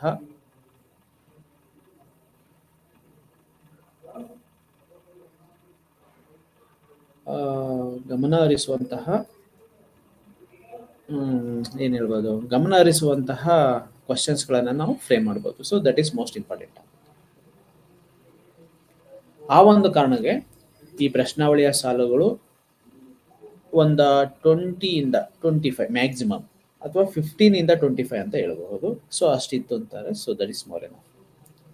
ಸೊ ಹೆಚ್ಚಿನ ಕ್ವಶನ್ಸ್ಗಳನ್ನು ಹಾಕಿ ಹೆಚ್ಚಿನ ಮಾಹಿತಿಗಳನ್ನು ಮಾಡೋದು, ಸೊ ಆಲ್ಮೋಸ್ಟ್ ಆಲ್ ಅವು ರಿಪೀಟ್ ಅಂತ ಅನ್ನಿಸ್ತಾ ಹೋಗುತ್ತೆ. ಪ್ರಶ್ನಾವಳಿಯನ್ನು ನಿರ್ವಹಿಸಬೇಕಾದ್ರೆ ಇತರ ಸಿದ್ಧಾಂತಗಳು ಇರಬೇಕಾದಂಥ ಕೆಲವೊಂದು ಸಿದ್ಧಾಂತಗಳು. ಸೊ ಯಾವ್ಯಾವು? ಕೆಲವೊಂದು ಕ್ರೈಟೀರಿಯಾಗಳನ್ನು ಫಾಲೋ ಮಾಡಬೇಕಾಗುತ್ತೆ. ಕೆಲವೊಂದು ಆಸ್ಪೆಕ್ಟ್ಗಳಿಗೆ ನಾವು ಹೆಚ್ಚಿನ ಆದ್ಯತೆಗಳನ್ನು ಕೊಡಬೇಕಾಗುತ್ತೆ. ಪ್ರಶ್ನಾವಳಿ ಉದ್ದೇಶಗಳು ಸ್ಪಷ್ಟವಾಗಿ ಸೊ ಪ್ರಶ್ನಾವಳಿಯ ಉದ್ದೇಶವನ್ನು ಸ್ಪಷ್ಟವಾಗಿ ಉಲ್ಲೇಖಿಸಿರಬೇಕು. ಅಂದ್ರೆ object should be very clear. Object should be very clear, then only definitions ಅನ್ನ ನಾವು ಮಾಡಬೇಕಾಗುತ್ತೆ. ಡಿಫೈನ್ ಮಾಡಿದ ನಂತರದಲ್ಲಿ ಫ್ಯಾಕ್ಟರ್ಸ್ಗಳನ್ನು ನಾವು ಅಸೆಸ್ ಮಾಡಬೇಕಾಗುತ್ತೆ ಅಥವಾ ಲಿಸ್ಟ್ ಔಟ್ ಮಾಡಬೇಕಾಗುತ್ತೆ. ಲಿಸ್ಟ್ ಔಟ್ ಮಾಡಿದಂತಹ ಫ್ಯಾಕ್ಟರ್ಸ್ಗಳಿಗೆ ಆಧಾರವಾಗಿ ನಾವು ಕ್ವಶನ್ಸ್ಗಳನ್ನು ನಾವು ಕೇಳಬೇಕು. ಅದರ ಉದ್ದೇಶ ವೆರಿ ಸ್ಪಷ್ಟವಾಗಿರಬೇಕು. ಯಾವ ಪದಗಳು ಹಾಗೂ ವಾಕ್ಯಗಳು ತಪ್ಪಾಗಿ ಅಥವಾ ತಪ್ಪಾಗಿ ಅರ್ಥವಾಗುವ ಸಾಧ್ಯತೆವಿರುತ್ತೋ ಅಂತಹ ಪ್ರಶ್ನೆಗಳನ್ನು ವರ್ಣಾತ್ಮಕ, ವಾಸ್ತವವಾದ ಮತ್ತು ಕ್ರಿಯಾ ವಿಶೇಷಣವನ್ನು ಉಪಯೋಗಿಸುವಲ್ಲಿ ಬಹಳ ಜಾಗರೂಕತೆಯನ್ನು ವಹಿಸಬೇಕು. ಸೊ ಕ್ರಿಯೇಟಿವ್ ಆಗಿ ಏನಾದರೂ ಹೇಳ್ಬೇಕು ನಾವು, ವಾಸ್ತವವಾದ ಸೊ ಎಕ್ಸಾಕ್ಟ್ ಕಂಟೆಂಟ್ ಅನ್ನು ನಾವು ಎತ್ತಿ ಹಿಡಿಬೇಕು, ಅಸೆಸ್ ಮಾಡಬೇಕು. ಕ್ರಿಯಾ ವಿಶೇಷಣವನ್ನು ಉಪಯೋಗಿಸುವಲ್ಲಿ, ಸೊ ಕೆಲವೊಂದು ಬಾರಿ ನಾವು ವರ್ಕ್ ಎಕ್ಸ್ಪ್ಲನೇಷನ್ ಅನ್ನ ಮಾಡಬೇಕು ಅಂತ ಸಂದರ್ಭದಲ್ಲಿ ತಪ್ಪು ಪದಗಳನ್ನು ಏನಾದರೂ ಹಾಕಿದ್ರೆ, ತಪ್ಪಾಗಿ ಅರ್ಥೈಸಿಕೊಂಡ್ರೆ, ತಪ್ಪಾಗಿ ಒಂದು ಪದಗಳನ್ನು ನಾವು ಮಿಸ್ಇಂಟರ್ಪ್ರಿಟೇಷನ್ ಅನ್ನು ಮಾಡ್ಕೊಂಡ್ರೆ, ಓಕೆ, ಸೊ ಅದು ಬೇರೆಯಾದಂತಹ ಒಂದು ಅರ್ಥವನ್ನು ಕೊಡುವಂತಹ ಸಾಧ್ಯತೆಗಳಿರುತ್ತೆ. ಮತ್ತೆ ನಮ್ಮ ಪರ್ಪಸ್ ಸರ್ವ್ ಆಗೋದಿಲ್ಲ. ವರ್ಣನಾತ್ಮಕ, ಸೊ ನಾವೇನೋ ಒಂದು ಆಬ್ಜೆಕ್ಟ್ಗಳನ್ನು ಓವರ್ ಆಗಿ ಏನಾದರೂ ಮಾಡ್ತೀವಿ ಅಂತ ಅನ್ನೋದೇ ಆದರೆ, ಅಥವಾ ಒಬ್ಬ ವ್ಯಕ್ತಿಯ ನೇಚರ್, ವ್ಯಕ್ತಿತ್ವನ ನಾವು ವರ್ಣಿಸ್ಬೇಕು, ಆ ರೀತಿಯಾಗಿದೆ, ಈ ರೀತಿಯಾಗಿದೆ ಅನ್ನೋ ರೀತಿಯಾಗಿ ನಾವೇನಾದ್ರು ವರ್ಣಿಸ್ಬೇಕು ಅನ್ನೋದೇ ಆದ್ರೆ, ಸೊ ಅದ್ರ ಡೈರೆಕ್ಷನ್ ಕೆಲವೊಂದು ಬಾರಿ ತಪ್ಪಾಗ್ಬಿಡುತ್ತೆ. ಅಂತ ಸಂದರ್ಭದಲ್ಲಿ ನಾವು ಬಹಳ ಎಚ್ಚರಿಕೆಯಿಂದ ಉಪಯೋಗಿಸಬೇಕು. ವಾಸ್ತವಿಕವಾದಂತಹ ಮತ್ತು ವರ್ಣನಾತ್ಮಕ ಕ್ರಿಯೆ ವಿಶೇಷಣವನ್ನು ಉಪಯೋಗಿಸುವಂತ ಸಂದರ್ಭದಲ್ಲಿ ಸೂಕ್ತವಾದ ಪರ್ಯಾಯವನ್ನು ಒದಗಿಸಿರಬೇಕು. ಪರ್ಯಾಯ ಪದಗಳ ಅರ್ಥಗಳು ಗೊತ್ತಿರಬೇಕು. ಪರ್ಯಾಯ ಸ್ಟೇಟ್ಮೆಂಟ್ಗಳಿರುತ್ತೆ, ಕೆಲವೊಂದು ಬಾರಿ ಪದಗಳಿರುತ್ತೆ. ಹಂಗಂದ್ರೆ ಏನು ಅನ್ನೋದು ನಮಗೆ ಗೊತ್ತಿರಬೇಕು. ಸೊ ಸ್ಪಷ್ಟವಾಗಿ ಹೇಳ್ಬೇಕು ಅನ್ನೋದೇ ಆದ್ರೆ ಡಿಫೈನ್ ಮಾಡಬೇಕು ಪ್ರತಿಯೊಂದು ವೇರಿಯೇಬಲ್ಸ್ ಅನ್ನ. ಅದಕ್ಕೆ ಕಾರಕ ಆಗುವಂತಹ ಕಾರಕಾಂಶಗಳನ್ನ ಲಿಸ್ಟ್ ಔಟ್ ಮಾಡಬೇಕು. ಸಿಂಪಲ್ ಆಗಿ ಆ ಕಾರಕಾಂಶಗಳ ಆಧಾರದ ಮೇಲೆ, ಅದರ ಸ್ವರೂಪಗಳ ಆಧಾರದ ಮೇಲೆ ಸ್ಟೇಟ್ಮೆಂಟ್ ಅಥವಾ ಪ್ರಶ್ನೆಗಳ ಸ್ವರೂಪಗಳನ್ನು ನಾವು ಎತ್ತಿ ಹಿಡಿಬೇಕು. ನಿಷೇಧ ಸ್ವರೂಪದ ವಾಕ್ಯಗಳನ್ನು ಬಳಸಬಾರದು. ಕೆಲವೊಂದು ಏನು ಯಾವುದನ್ನು ಬಳಸಬೇಕು, ಯಾವ ಪದಗಳನ್ನು ಹಾಕಬೇಕು, ಯಾವ ಪದಗಳನ್ನು ಹಾಕಬಾರದು, ಎಂತಹ ಸೆಂಟೆನ್ಸ್ ಅದು, ಯಾವ ರೀತಿಯಾದಂತಹ ಬಿಹೇವಿಯರಲ್ ಕಾಂಪೊನೆಂಟ್ ಅನ್ನು ಅದು ಅಸೆಸ್ ಮಾಡ್ತಾ ಇದೆ, ಅಥವಾ ಇನ್ಯಾವುದೋ ಕೆಲವೊಂದು ವಿಷಯಗಳನ್ನ ಅದು ಅಸೆಸ್ ಮಾಡ್ತಾ ಇದೆ. ಸೊ ಇಂತಹ ಎಲ್ಲ ವಿಷಯಗಳನ್ನು ಸಹ ನಾವು ಜಾಗರೂಕತೆಯಿಂದ ಅಬ್ಸರ್ವ್ ಮಾಡಬೇಕಾಗುತ್ತೆ. ಕಂದಕವನ್ನು ಸೃಷ್ಟಿಸುವಂತ ಪ್ರಶ್ನೆಗಳಿರಬಹುದು. ಕಂದಕ ಅಂದ್ರೆ ಗ್ಯಾಪ್ ಬರುವಂತಹ ಕ್ವಶನ್ಸ್ಗಳು ಅಲ್ಲಿರಬಹುದು. ಅಂದ್ರೆ ದಡ್ಡರಿಗೆ ಮತ್ತು ಬುದ್ಧಿವಂತರಿಗೆ ಬೇರೆ ಬೇರೆಯಾಗಿ ಬೋಧಿಸುವಂತಹದ್ದು ಸರಿಯೇ, ಇಂಥ ಪ್ರಶ್ನೆಗಳು ಇರಬಾರದು. ಏಕೆಂದರೆ ಇಬ್ಬರನ್ನು ಯಾವುದೇ ಭೇದ ಭಾವ ಇಲ್ಲೇ ಇರೋ ರೀತಿಯಾಗಿ ನೋಡಬಾರ್ದು. ಅದನ್ನ ಆ ಫೀಲ್ ಬರೋ ರೀತಿಯಾಗಿ ನಾವು ನಡ್ಕೊಳ್ಳುವಂತಹ ಒಂದು ಜವಾಬ್ದಾರಿಯುತವಾದಂತಹ ಒಂದು ಪಾತ್ರ ರಿಸರ್ಚರ್ ಆಗಿರುತ್ತೆ. ಸೊ ಅಂತಹ ಪ್ರಶ್ನೆಗಳು ಇಲ್ಲೇ ಇರ್ತಕ್ಕಂತಹ ವಾಕ್ಯಗಳನ್ನ ನಾವು ಫ್ರೇಮ್ ಮಾಡಬೇಕಾಗುತ್ತೆ. ಎಲ್ಲರಿಗೂ ಸೂಕ್ತವಾಗುವಂತ ಪ್ರಶ್ನೆಗಳನ್ನು ಜೋಡಿಸಿರ್ಬೇಕು. ಸೊ ಎಲ್ರಿಗೂ ಸೂಕ್ತವಾಗಿರ್ತಕ್ಕಂಥ ಪ್ರಶ್ನೆಗಳು ಅಂತಂದ್ರೆ, ಸೊ ಎಲ್ರಿಗೂ ಅರ್ಥ ಆಗ್ಬೇಕು, ಎಲ್ರಿಗೂ ಆ ಪದಗಳ ಅರ್ಥ ಗೊತ್ತಿರ್ಬೇಕು. ಓಕೆ, ಫಾರ್ ಎಕ್ಸಾಂಪಲ್ ಹೇಳ್ಬೇಕು ಅಂತಂದ್ರೆ, ಬೆಂಗಳೂರು ಕನ್ನಡ, ಮಂಗಳೂರು ಕನ್ನಡ, ಹುಬ್ಳಿ ಕನ್ನಡ, ಕಲ್ಯಾಣ ಕರ್ನಾಟಕ ಕನ್ನಡ, ಹೀಗೆ ಒಂದೊಂದು ಪ್ರದೇಶದಲ್ಲಿ ಒಂದೊಂದು ಪದಗಳಿಗೆ ಬೇರೆ ಬೇರೆಯಾದಂತಹ ಅರ್ಥಗಳು ಇರುತ್ತೆ.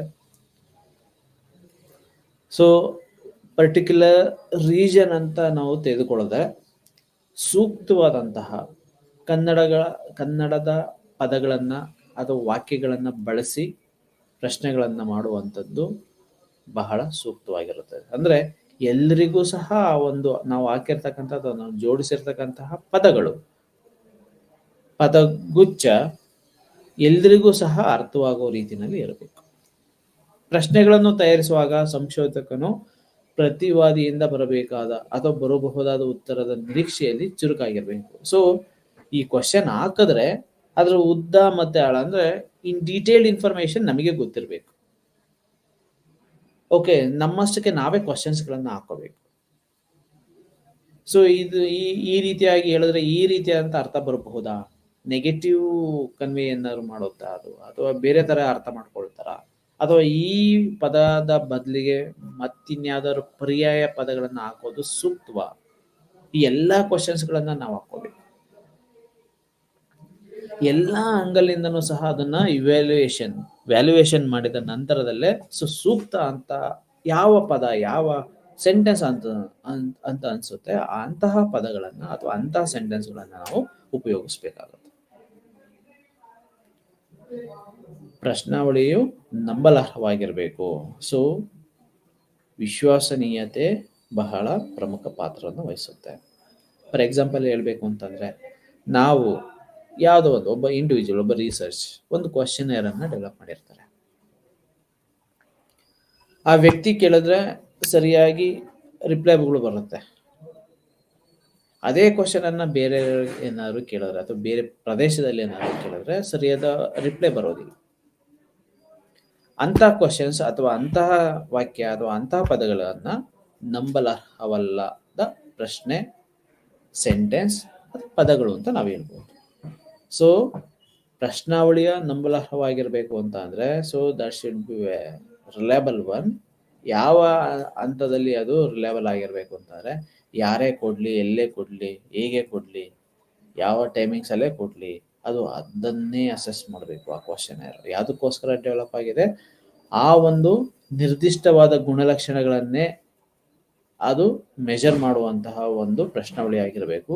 ಅಂತಹ ಪ್ರಶ್ನಾವಳಿಯನ್ನ ನಂಬಲರ್ಹವಾದಂತಹ ಪ್ರಶ್ನಾವಳಿ ಅಂತ ಕರೀತಾ ಹೋಗ್ತಾರೆ. ಪ್ರಶ್ನಾವಳಿಯನ್ನು ಪ್ರಸ್ತುತಪಡಿಸುವ ವಿಧಾನ. ಮೂರನೇದು ವೈಯಕ್ತಿಕವಾಗಿ. ಸೊ ಒಂದು ಪ್ರಶ್ನಾವಳಿಗಳನ್ನ ಫಾರ್ ಡೇಟಾ ಕಲೆಕ್ಷನ್ ಯಾವ ರೀತಿಯಾಗಿ ಕೊಡ್ಬೋದು, ವೈಯಕ್ತಿಕವಾಗಿ ಕೊಡ್ಬೋದು. ಅಂದರೆ ಇನ್ ಪರ್ಸನ್ ಕೊಡ್ಬೋದು, ಇನ್ ಪರ್ಸನ್ ಭೇಟಿಯಾಗಿ. ಸೊ ಬೇರೆ ಬೇರೆ ವಿಧಾನಗಳಿರುತ್ತೆ. ಪ್ರಾಬಬಿಲಿಟಿ ಸ್ಯಾಂಪಲ್ ಟೆಕ್ನಿಕ್ಸು ಮತ್ತು ನಾನ್ ಪ್ರಾಬಬಿಲಿಟಿ ಸ್ಯಾಂಪಲ್ ಟೆಕ್ನಿಕ್ಸು. ಅದರಲ್ಲಿ ಸಿಂಪಲ್ ರ್ಯಾಂಡಮ್ಮು, ಸ್ಟ್ರಾಟಿಫೈಡು, ಕ್ಲಸ್ಟರು, ಸೊ ಈ ರೀತಿಯಾಗಿರುತ್ತೆ. ಸೊ ಅದೇ ಥರ ಪರ್ಪಸಿವ್, ಸ್ನೋಬಾಲು, ಕನ್ವೀನಿಯನ್ಸು. ಸೊ ಈ ರೀತಿಯಾದಂಥ ಬೇರೆ ಬೇರೆ ಆದಂತಹ ಪ್ರಶ್ನಾವಳಿಗಳ ಟೆಕ್ನಿಕ್ಸ್ ಇರುತ್ತೆ, ಮಾದರಿಗಳಿರುತ್ತೆ. ಯಾವುದಾದ್ರೂ ಒಂದು ವಿಧಾನಗಳ ಮುಖಾಂತರ ನಾವು ವೈಯಕ್ತಿಕವಾಗಿ ಇನ್ ಪರ್ಸನ್ ಪ್ರಶ್ನಾವಳಿಗಳನ್ನು ನಾವು ಕೊಡಬೇಕಾಗುತ್ತೆ. ಅಂದರೆ ಅವ್ರನ್ನ ಅಪ್ರೋಚ್ ಮಾಡಬೇಕಾಗುತ್ತೆ, ಕನ್ಸೆಂಟನ್ನು ತೆಗೆದುಕೋಬೇಕಾಗತ್ತೆ. ಏನಾರು ಕ್ಲಾರಿಫಿಕೇಶನ್ಸ್ ಏನಾರು ಬೇಕು ಅಂತಂದರೆ by the moment we have to give that, then only will collect their data, personal information. So ಅದನ್ನು ಏನಂತ ಕರೀತಾರೆ, ವೈಯಕ್ತಿಕವಾದಂತಹ. ಸೊ ಹೇಗೆ ಪ್ರಶ್ನಾವಳಿಗಳನ್ನು ಪ್ರಸ್ತುತಪಡಿಸಬಹುದು ಅಂತಾರೆ, ವೈಯಕ್ತಿಕವಾಗಿ ಮಾಡಬಹುದು, ಅಂಚೆಯ ಮೂಲಕ ಮತ್ತು ಇಮೇಲ್ ಮೂಲಕ. ಸೊ ಕೆಲವೊಂದು ಬಾರಿ ಏನಾಗಿರುತ್ತೆ, ಕೆಲವೊಂದು ಸ್ಪೆಸಿಫಿಕ್ ಆಗಿರ್ತಕ್ಕಂತಹ ಕೇಸಸ್ಗಳಲ್ಲಿ ಸ್ಪೆಸಿಫಿಕ್ ಆಗಿರ್ತಕ್ಕಂತಹ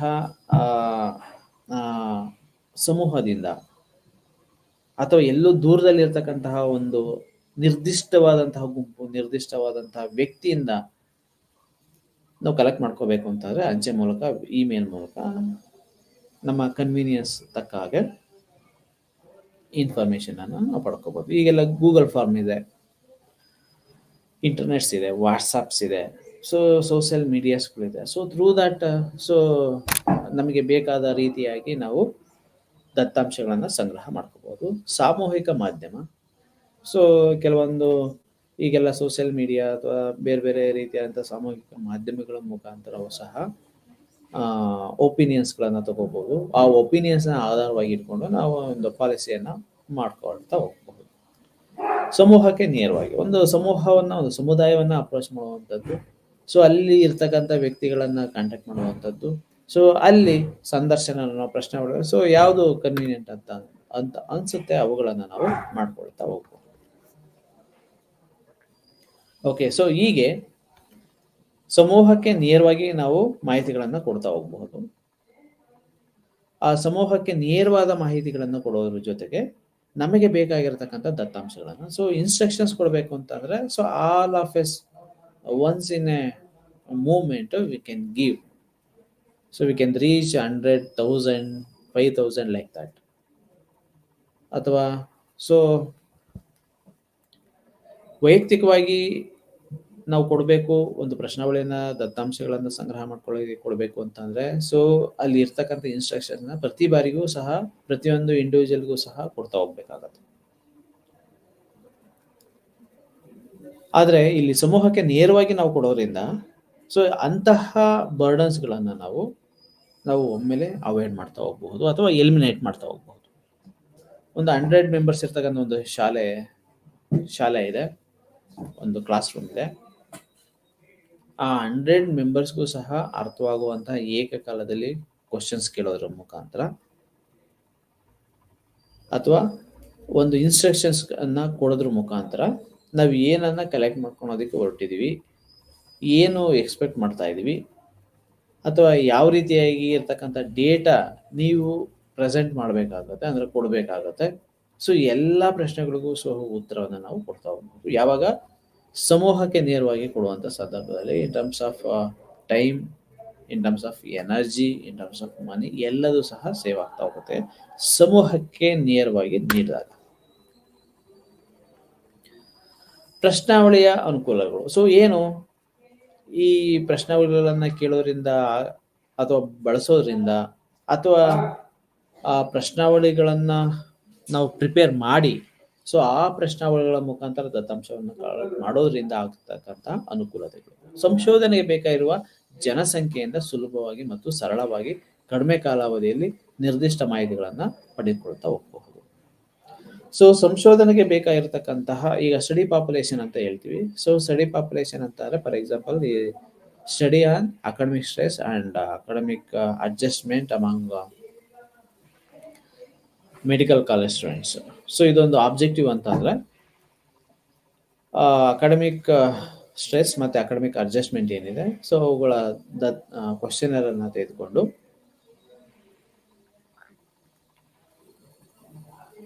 ಒಂದು ಅಡೋಲಸೆಂಟ್ ಸ್ಟೂಡೆಂಟ್ಸ್ ಅಂತಾರೆ, ಅಡೋಲಸೆಂಟ್ ರಿಲೇಟೆಡ್ ಇರತಕ್ಕಂಥ ಸ್ಕೂಲ್ ಅಥವಾ ಕಾಲೇಜಸ್ಗಳನ್ನು ನಾವು ಅಪ್ರೋಚ್ ಮಾಡಿಕೊಂಡು ಒಂದು ತರಗತಿ ಅಥವಾ ಒಂದು ಶಾಲೆಯನ್ನ ಇರತಕ್ಕಂಥ ಅಷ್ಟು ಮಕ್ಕಳಿಗೆ ಒಮ್ಮೆಲೆ ಇನ್ಫಾರ್ಮೇಶನ್ ಕೊಟ್ಟು ಸೊ ನಮಗೆ ಬೇಕಾಗಿರ್ತಕ್ಕಂಥ ಮಾಹಿತಿಗಳನ್ನು ಪಡ್ಕೊಳ್ತಾ ಹೋಗ್ಬೋದು. ಸೊ ಇದು ಬೇಗ ಆಗ್ತಾ ಹೋಗುತ್ತೆ, ಸೊ ಮಾಸಕ ಆಗ್ತಾ ಹೋಗುತ್ತೆ. Within a short period of time you can get huge content of information. ಪ್ರಶ್ನಾವಳಿಯನ್ನು ಎಷ್ಟೇ ಜನರಿದ್ದರೂ ಸುಲಭವಾಗಿ ಎಲ್ರಿಗೂ ನೀಡಬಹುದು. ಸೊ ಇಂಟರ್ವ್ಯೂ ಮೆಥಡ್ಗೆ ಏನಾದ್ರು ಇದನ್ನ ಕಂಪೇರ್ ಮಾಡಿದ್ರೆ,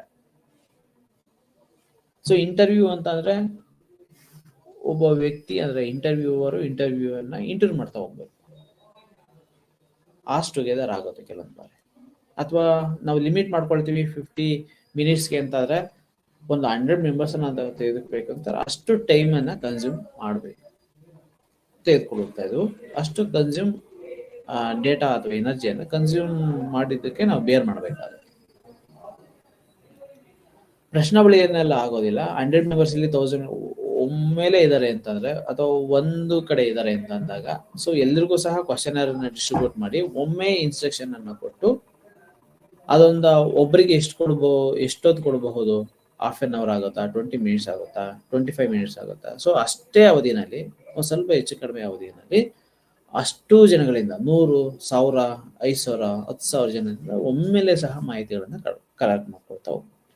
ಅಂದ್ರೆ ಇನ್ ಪರ್ಸನ್ ಅವರು ಆಗುವಂತ ಸಂದರ್ಭದಲ್ಲಿ ಇದ್ದಾರೆ. ಯಾವುದೇ ಪಕ್ಷಪಾತ ಇಲ್ಲವೇ ಎಲ್ಲರಿಗೂ ನೀಡಿ ಮಾಹಿತಿಯನ್ನು ಸಂಗ್ರಹಿಸಬಹುದು. ಕೆಲವೊಂದು ಇಂಟರ್ವ್ಯೂ ಮಾಡುವಂತ ಸಂದರ್ಭದಲ್ಲಿ ಕೆಲವರಿಗೆ 5 ಕೇಳ್ತೀವಿ, 5 ಕ್ವಶನ್ಸ್ ಕೇಳ್ತೀವಿ, ಇನ್ನು ಕೆಲವರಿಗೆ 10 ಕ್ವಶನ್ಸ್ ಕೇಳ್ತೀವಿ. ಸೊ ಅಲ್ಲಿ ಪಕ್ಷಪಾತ, ಸೊ ಯಾರು ನಮಗೆ ಆದಂತಹ ಕೆಲವೊಂದು ಪಕ್ಷಪಾತ ಆಗಿದೆ ಅಂತ ಅನ್ಸುತ್ತೆ ಇಂಟರ್ವ್ಯೂ ಮಾಡುವಂತ ಸಂದರ್ಭದಲ್ಲಿ, ಇನ್ ಟರ್ಮ್ಸ್ ಆಫ್ ವೈವಾ ಮಾಡುವಂತ ಸಂದರ್ಭದಲ್ಲಿ. ಏಕೆಂತಂದ್ರೆ ಒಬ್ಬರಿಗೆ ಒಂದು ರೀತಿಯಂತ ಕ್ವಶನ್ಸ್ ಇರುತ್ತೆ, ಮತ್ತೊಬ್ಬರಿಗೆ ಮತ್ತೊಂದು ರೀತಿಯಂತ ಕ್ವಶನ್ಸ್ ಇರುತ್ತೆ. ಕೆಲವೊಂದು ಬಾರಿ ಕ್ವಶನ್ ಅನ್ನ ಕೇಳ್ತೀವಿ, ಕೆಲವೊಂದು ಬಾರಿ ರಿಪ್ಲೈ ಅನ್ನ ಕೇಳ್ತೀವಿ, ಆನ್ಸರ್ ಬದಲಿಗೆ ರಿಪ್ಲೈ ಅನ್ನ ಕೇಳ್ತೀವಿ, ಕೆಲವೊಂದು ಬಾರಿ ಆನ್ಸರ್ ಅನ್ನ ಕೇಳ್ತೀವಿ. ಸೊ ಹೀಗೆ ಬೇರೆ ಬೇರೆ ಪ್ಯಾಟರ್ನ್ಸ್ ಗಳೆಲ್ಲ ಇರೋದ್ರಿಂದ ಓಕೆ ಇದು ದಟ್ ಈಸ್ ದ ಬೆಸ್ಟ್. ಏನಕ್ಕೆ ಬೆಸ್ಟ್ ಅಂತಂದ್ರೆ ಒಂದೇ ಕ್ವಶನ್ಸ್ ಇವ್ರಿಗೆ ಕೊಟ್ಟರು ಅದೇ ಕ್ವಶನ್ಸ್ ಇರುತ್ತೆ. ಒಂದು ಸಮೂಹದಲ್ಲಿ ಅಷ್ಟು ಜನ ಇದ್ದಾರೆ ಅಂತಾರೆ, ಅಷ್ಟು ಜನಕ್ಕೆ ಕೊಟ್ಟಿರ್ತಕ್ಕಂತಹ ಪ್ರಶ್ನಾವಳಿಗಳು ಅಥವಾ ಮಾಹಿತಿಗಳು ಒಂದೇ ರೀತಿಯಾಗಿರುತ್ತೆ. ಸೊ ಎಲ್ಲರ ಹತ್ರದಿಂದನೂ ಸಹ ಒಂದೇ ರೀತಿಯಾದಂತಹ ದತ್ತಾಂಶಗಳನ್ನ ಪಡ್ಕೊಳ್ಳೋದಕ್ಕೆ ಸಾಧ್ಯ ಆಗ್ತದೆ. ಅಂದ್ರೆ ಇದು ಪಕ್ಷಪಾತಕ್ಕೆ ಎಡಿ ಮಾಡಿಕೊಳ್ಳುವಂಥದ್ದು ತುಂಬಾ ತುಂಬಾ ಪ್ರತಿಕ್ರಿಯೆಯನ್ನು ವ್ಯಕ್ತಪಡಿಸಲು ಸಮಯ ಸಿಗುವುದರಿಂದ ಅನಿಸಿಕೆಯನ್ನು ಮುಕ್ತವಾಗಿ ವ್ಯಕ್ತ. ಸೊ ಇಂಟರ್ವ್ಯೂ ಆಯ್ತು ಅಂತಂದ್ರೆ ಕೆಲವೊಂದು ಕ್ವಶನ್ಸ್ಗೆ ಉತ್ತರವನ್ನು ಕೊಡ್ಲಿಕ್ಕೆ ಕಷ್ಟ ಆಗುತ್ತೆ, ಅಥವಾ ಕೆಲವೊಂದು ಬಾರಿ ಕ್ವಶನ್ಗಳನ್ನ ರೈಸ್ ಮಾಡುವಂತಹ ಸಂದರ್ಭಗಳೇ ಕಡಿಮೆ ಆಗುತ್ತೆ. ಆದ್ರೆ ಕ್ವಶನ್ ಕೊಡೋದ್ರಿಂದ ಸೊ ಅಲ್ಲಿ ಓದಿ ಅವ್ರು ಟಿಕ್ ಮಾರ್ಕ್ ಹಾಕೋದ್ರಿಂದ ಸೊ ನೀವು ಯಾವುದೇ ವಿಷಯಕ್ಕೆ ಸಂಬಂಧಿಸಿದಂತ ಮುಕ್ತ ಚರ್ಚೆಗಳನ್ನ ಮಾಡ್ತಾ ಹೋಗಬಹುದು, ಮುಕ್ತವಾದಂತಹ ಕ್ವಶನ್ಸ್ಗಳನ್ನ ಕೇಳ್ತಾ ಹೋಗಬಹುದು, ಅದಕ್ಕೆ ಸಂಬಂಧಿಸಿದ ಮಾಹಿತಿಗಳನ್ನ ದತ್ತಾಂಶಗಳನ್ನ ಈಸಿಯಾಗಿ ಸಂಗ್ರಹ ಮಾಡ್ಕೊಳ್ತಾ ಹೋಗ್ಬಹುದು. ಸೊ ಅದರಿಂದ ಏನಾಗುತ್ತೆ, ಮುಕ್ತವಾಗಿ ಅವ್ರಿಗೆ ಅನಿಸಿರ್ತಕ್ಕಂಥದ್ದನ್ನ ಈಸಿಯಾಗಿ ಮುಕ್ತವಾಗಿ ಎಕ್ಸ್ಪ್ಲೈನ್ ಮಾಡಲಿಕ್ಕೆ ಅಥವಾ ನಮಗೆ ಅದನ್ನು ತಿಳಿಸ್ಕೊಡ್ಲಿಕ್ಕೆ ಸಾಧ್ಯ ಆಗ್ತವೆ. ಹೆಚ್ಚಿನ ಜನರಿಗೆ ಪ್ರಶ್ನಾವಳಿಯನ್ನು ನೀಡಿ ಉತ್ತರವನ್ನು ಪಡೆಯುವುದರಿಂದ ಸಿಗುವ ಮಾಹಿತಿ ನಂಬಲರ್ಹವಾಗಿರುತ್ತೆ. ನಾವು ಬೇರೆ ಮೆಥಡ್, ಇಂಟರ್ವ್ಯೂ ಮೆಥಡ್, ಅವಲೋಕನ ವಿಧಾನ ಅಥವಾ ಇನ್ಯಾವುದೇ ಮೆಥಡ್ಗೆ ನಾವೇನಾದ್ರು ಕಂಪೇರ್ ಮಾಡಿದ್ರೆ ಈ ವಿಧಾನದಿಂದ, ಪ್ರಶ್ನಾವಳಿ ವಿಧಾನದಿಂದ ಪಡ್ಕೊಂಡಿರ್ತಕ್ಕಂಥ ಮಾಹಿತಿಗಳು ಹೆಚ್ಚು ನಂಬಲರ್ಹತೆಯನ್ನು ಹೊಂದಿರುತ್ತೆ, ಒಂದು ಸ್ಟ್ಯಾಂಡರ್ಡೈಸ್ ಆಗಿರುತ್ತೆ. ಅದ್ರ ಮುಖಾಂತರ ನಾವು ಕ್ರೋನ್ ಆಲ್ಫಾನ ಕಂಡು ಹಿಡ್ಕೊಂಡಿರ್ತೀವಿ. ಸೊ ಇವೆಲ್ಲ ಸೇರಿ ಆಲ್ ಟುಗೆದರ್ ಒಂದು ಪ್ರಶ್ನಾವಳಿ ಅಂತ ಅನ್ನಿಸ್ಕೊಳ್ತಾ ಹೋಗುತ್ತೆ. ಹೆಚ್ಚಿನ ಭೌಗೋಳ ಭೌಗೋಳಿಕ ಪ್ರದೇಶದ ಜನರಿಗೂ ಸಹ ಈ ವಿಧಾನದ ಮೂಲಕ ಮಾಹಿತಿಯನ್ನು ಸಂಗ್ರಹಿಸಬಹುದು. ಸೊ ಇಲ್ಲಿ ಜಿಯೋಗ್ರಫಿಕಲಿ ಈಗ ಸೆನ್ಸಸ್ ಅಂತ ಅಂದ್ರೆ ಫ್ರಮ್ ಕಾಶ್ಮೀರ ಇಂದ ಕನ್ಯಾಕುಮಾರಿವರೆಗೂ ಒಂದೇ ಫಾರ್ಮೆಟ್, ಆಲ್ಮೋಸ್ಟ್ ಆಲ್ ಒಂದೇ ಫಾರ್ಮೆಟ್ ಇದೆ. ಸೊ ಅಷ್ಟು ಜನರಿಂದನೂ ಸಹ ಅಂದ್ರೆ ಹೆಚ್ಚಿನ ಭೌಗೋಳಿಕವಾಗಿ ಹೆಚ್ಚಿನ ಪ್ರದೇಶಗಳಿಂದ ಹೊಂದಿರೋರಿಗೂ ಸಹ within A short period of time ನಾವು ದತ್ತಾಂಶಗಳನ್ನ ಕಲೆಕ್ಟ್ ಮಾಡ್ತಾ ಹೋಗ್ಬೋದು. ಇಂಟರ್ವ್ಯೂ ಮೆಥಡ್ ಅಥವಾ ಏನಾದರೂ ಬೇರೆ ಮೆಥಡ್ ಅನ್ನ ನಾವು ಉಪಯೋಗಿಸ್ತೀವಿ ಅನ್ನೋದೇ ಆದ್ರೆ ಅಂತಹ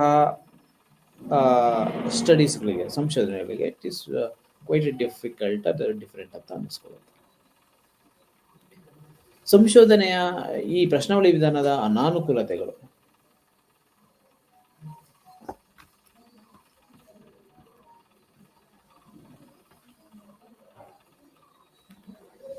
ಓಕೆ, ಅನಾನುಕೂಲತೆಗಳು. ಸೊ ಏನು ಅನಾನುಕೂಲತೆಗಳಾಗಬಹುದು? ಅನಕ್ಷರಸ್ಥರಿಂದ ಮಾಹಿತಿಯನ್ನ ಸಂಗ್ರಹ ಮಾಡುವಂಥದ್ದು ಅಥವಾ ಅವ್ರ ಕಡೆಯಿಂದ ಮಾಹಿತಿಯನ್ನ ಕಲೆ ಹಾಕುವಂಥದ್ದು ಆಗೋದಿಲ್ಲ. ಅಂದ್ರೆ ವರ್ಬಲ್, ಈಗ ಒಂದು ಕ್ವಶನರ್ ಅನ್ನ ಮಾಡ್ತೀವಿ, ಆ ಕ್ವಶನರ್ ಯಾರಿಗೆ ಕೊಡಬಹುದು?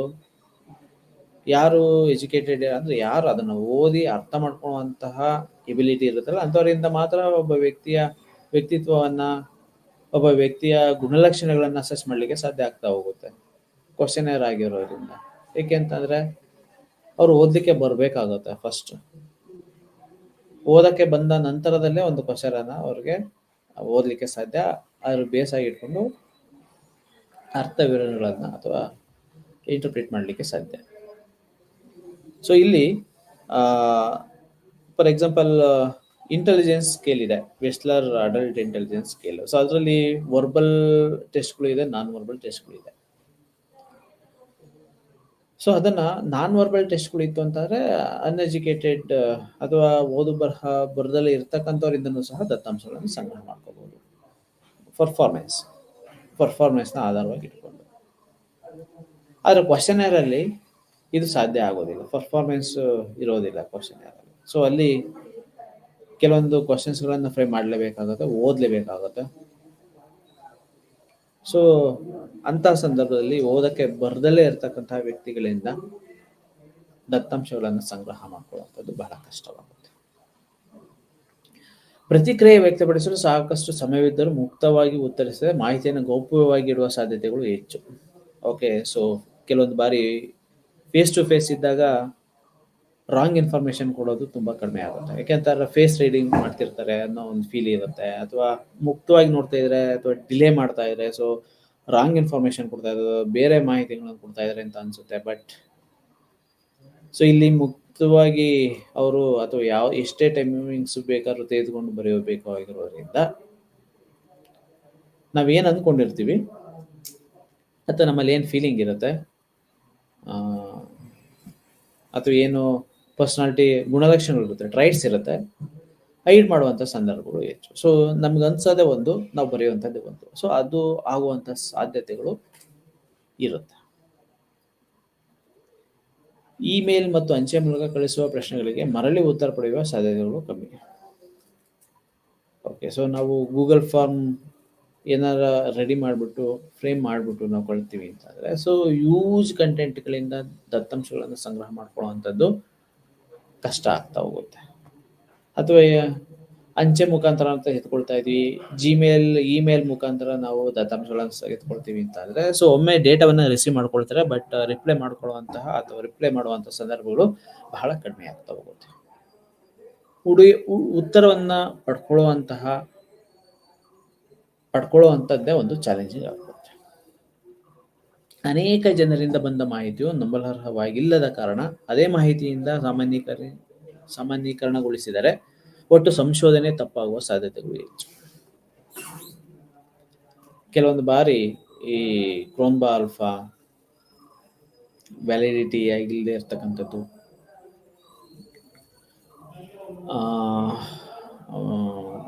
ವಿಶ್ವಸನೀಯತೆ ಆಗಿಲ್ಲದೆ ಇರ್ತಕ್ಕಂಥದ್ದು, ಸಾಮಾನ್ಯೀಕರಣ ಪ್ರಾಪರ್ ಆಗಿ ಆಗದೇ ಇರ್ತಕ್ಕಂಥದ್ದು. ಸೊ ಇಂತಹ ಕ್ವಶನರ್ಸ್ಗಳನ್ನು ಉಪಯೋಗಿಸ್ಕೊಂಡು ನಾವೇನಾದ್ರು ದತ್ತಾಂಶಗಳನ್ನು ಸಂಗ್ರಹ ಮಾಡಿದ್ದಲ್ಲಿ ಸೊ ನಾವು ನಾವು ಹೊಂದಿರತಕ್ಕಂತಹ ಪ್ರಶ್ನಾವಳಿಗೂ ನಾವು ಹಾಕೊಂಡಿರ್ತಕ್ಕಂತಹ ಆಬ್ಜೆಕ್ಟಿವ್ ಹೈಪೋಥಿಸಿಸ್ಗಳಿಗೂ ಮ್ಯಾಚ್ ಆಗ್ತಾ ಹೋಗ್ಬೇಕು. ಮ್ಯಾಚ್ ಅನ್ನೋದಕ್ಕಿಂತ ಅದೇ ಪ್ರಕಾರದ ಅದೇ ಪ್ರಮಾಣದ ಒಂದು ಗುಣಲಕ್ಷಣಗಳನ್ನು ಅಸೆಸ್ ಮಾಡುವಂತಹ ಪ್ಯಾಟರ್ನ್ಸ್ಗಳನ್ನು ಅಸೆಸ್ ಮಾಡುವಂತಹ ಕ್ವಶನೇರ್ಗಳೇ ಆಗಿರ್ಬೇಕು ಅಥವಾ ಕ್ವಶನ್ಸೇ ಆಗಿರ್ಬೇಕು. ಸೊ ಇಲ್ಲ ಅಂತ ಅಂದಾಗ ಓವರ್ ಆಲ್ ನಮ್ಮ ಪರ್ಪಸ್ಸು ಅಥವಾ ಡೈರೆಕ್ಷನ್ ಆಫ್ ರಿಸರ್ಚ್ ಆಕ್ಟಿವಿಟೀಸು ಅಥವಾ ಅದರಲ್ಲಿರ್ತಕ್ಕಂಥ ಒಂದು ಪರ್ಪಸ್ಸು ಸರ್ವ್ ಆಗಿಲ್ಲದೆ ಇರ್ತಕ್ಕಂಥದ್ದು ಇಲ್ಲಿ ನಮಗೆ ಗೋಚರ ಆಗ್ತಾ ಹೋಗುತ್ತೆ. ಆದ್ದರಿಂದ ಇಲ್ಲಿ ಕೆಲವೊಂದು ಬಾರಿ ನಾವು ರಿಸರ್ಚ್ ಕಡೆಯಿಂದ ತಪ್ಪು ಆಗುವಂಥ ಸಾಧ್ಯತೆಗಳು ಹೆಚ್ಚಾಗ್ತಾ ಹೋಗುತ್ತೆ. ಮುಕ್ತವಾಗಿ ಉತ್ತರಿಸಲು ಅವಕಾಶ ಕಲ್ಪಿಸದಿದ್ದಾಗ, ನೀಡಬೇಕೆಂದಾಗ ಉತ್ತರಿಸಲು ಸಾಧ್ಯವಾಗುವುದಿಲ್ಲ.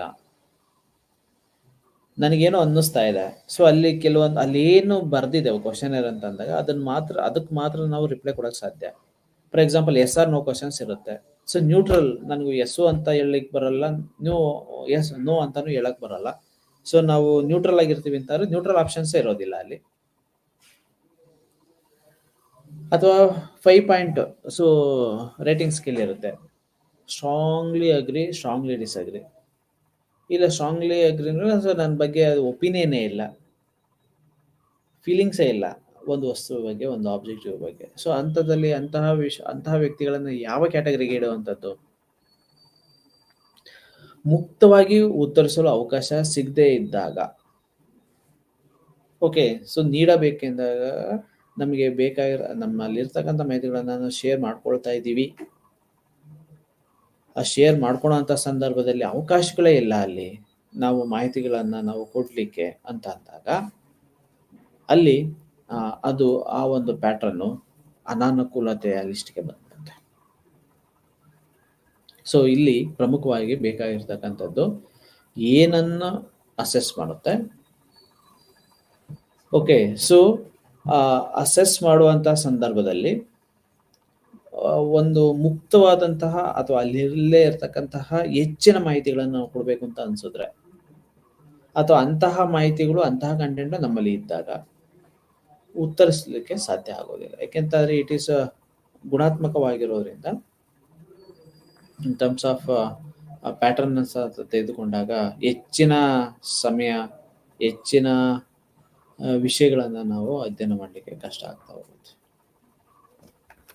ಸೊ ಇಷ್ಟು ಇವತ್ತಿನ ವಸ್ತು ವಿಷಯ. ಸೊ ಮತ್ತೊಮ್ಮೆ ಅದನ್ನ ಗ್ಲಾನ್ಸ್ ಮಾಡ್ತಾ ಹೋಗೋಣ. ಇನ್ನೊಂದು 3 ಮಿನಿಟ್ಸ್ ಇದೆ. ಸಂಶೋಧನೆಯಲ್ಲಿ ಗುಣಾತ್ಮಕ ವಿಧಾನಗಳು, ಅದರಲ್ಲಿ ಪ್ರಮುಖವಾಗಿ ಪ್ರಶ್ನಾವಳಿ ವಿಧಾನಗಳು ಬರುತ್ತೆ. ಅಂದ್ರೆ ಪ್ರಶ್ನಾವಳಿ ವಿಧಾನದ ಮುಖಾಂತರ ದತ್ತಾಂಶಗಳನ್ನು ಸಂಗ್ರಹ ಮಾಡ್ಕೊಳ್ತಾ ಹೋಗ್ತೀವಿ. ಸಂದರ್ಶನದ ವಿಧಾನದ ಮುಖಾಂತರ ದತ್ತಾಂಶಗಳು ಸಂಗ್ರಹ ಆಗ್ತಾ ಹೋಗುತ್ತೆ. ಕೇಂದ್ರೀಕರಿಸಿದ ಗುಂಪು, ಅವಲೋಕಿತ ಗುಂಪು ಮತ್ತು ವ್ಯಕ್ತಿ ಅಧ್ಯಯನ, ವ್ಯಕ್ತಿ ವೃತ್ತಾಂತ ಅಧ್ಯಯನ. ಪ್ರಶ್ನಾವಳಿಗಳು ಅಂತಂದ್ರೆ ಒಂದು ವ್ಯಕ್ತಿಯ ಗುಣಲಕ್ಷಣಗಳನ್ನು ಅಸೆಸ್ ಮಾಡಬೇಕು, ವ್ಯಕ್ತಿಯ ವ್ಯಕ್ತಿತ್ವವನ್ನು ಅಸೆಸ್ ಮಾಡಬೇಕು ಅಂತಂದ್ರೆ ವ್ಯಕ್ತಿತ್ವವನ್ನು ಅಸೆಸ್ ಮಾಡುವಂತಹ ನಂಬರ್ ಆಫ್ ಫ್ಯಾಕ್ಟರ್ಸ್ಗೆ ಸಂಬಂಧಿಸಿದಂತಹ ಪ್ರಶ್ನೆಗಳಿರುತ್ತೆ. ಆ number of questions, set of ಕ್ವಶನ್ಸ್ಗಳು ಸೇರಿ ಒಂದು ಪ್ರಶ್ನಾವಳಿ ಆಗ್ತಾ ಹೋಗುತ್ತೆ.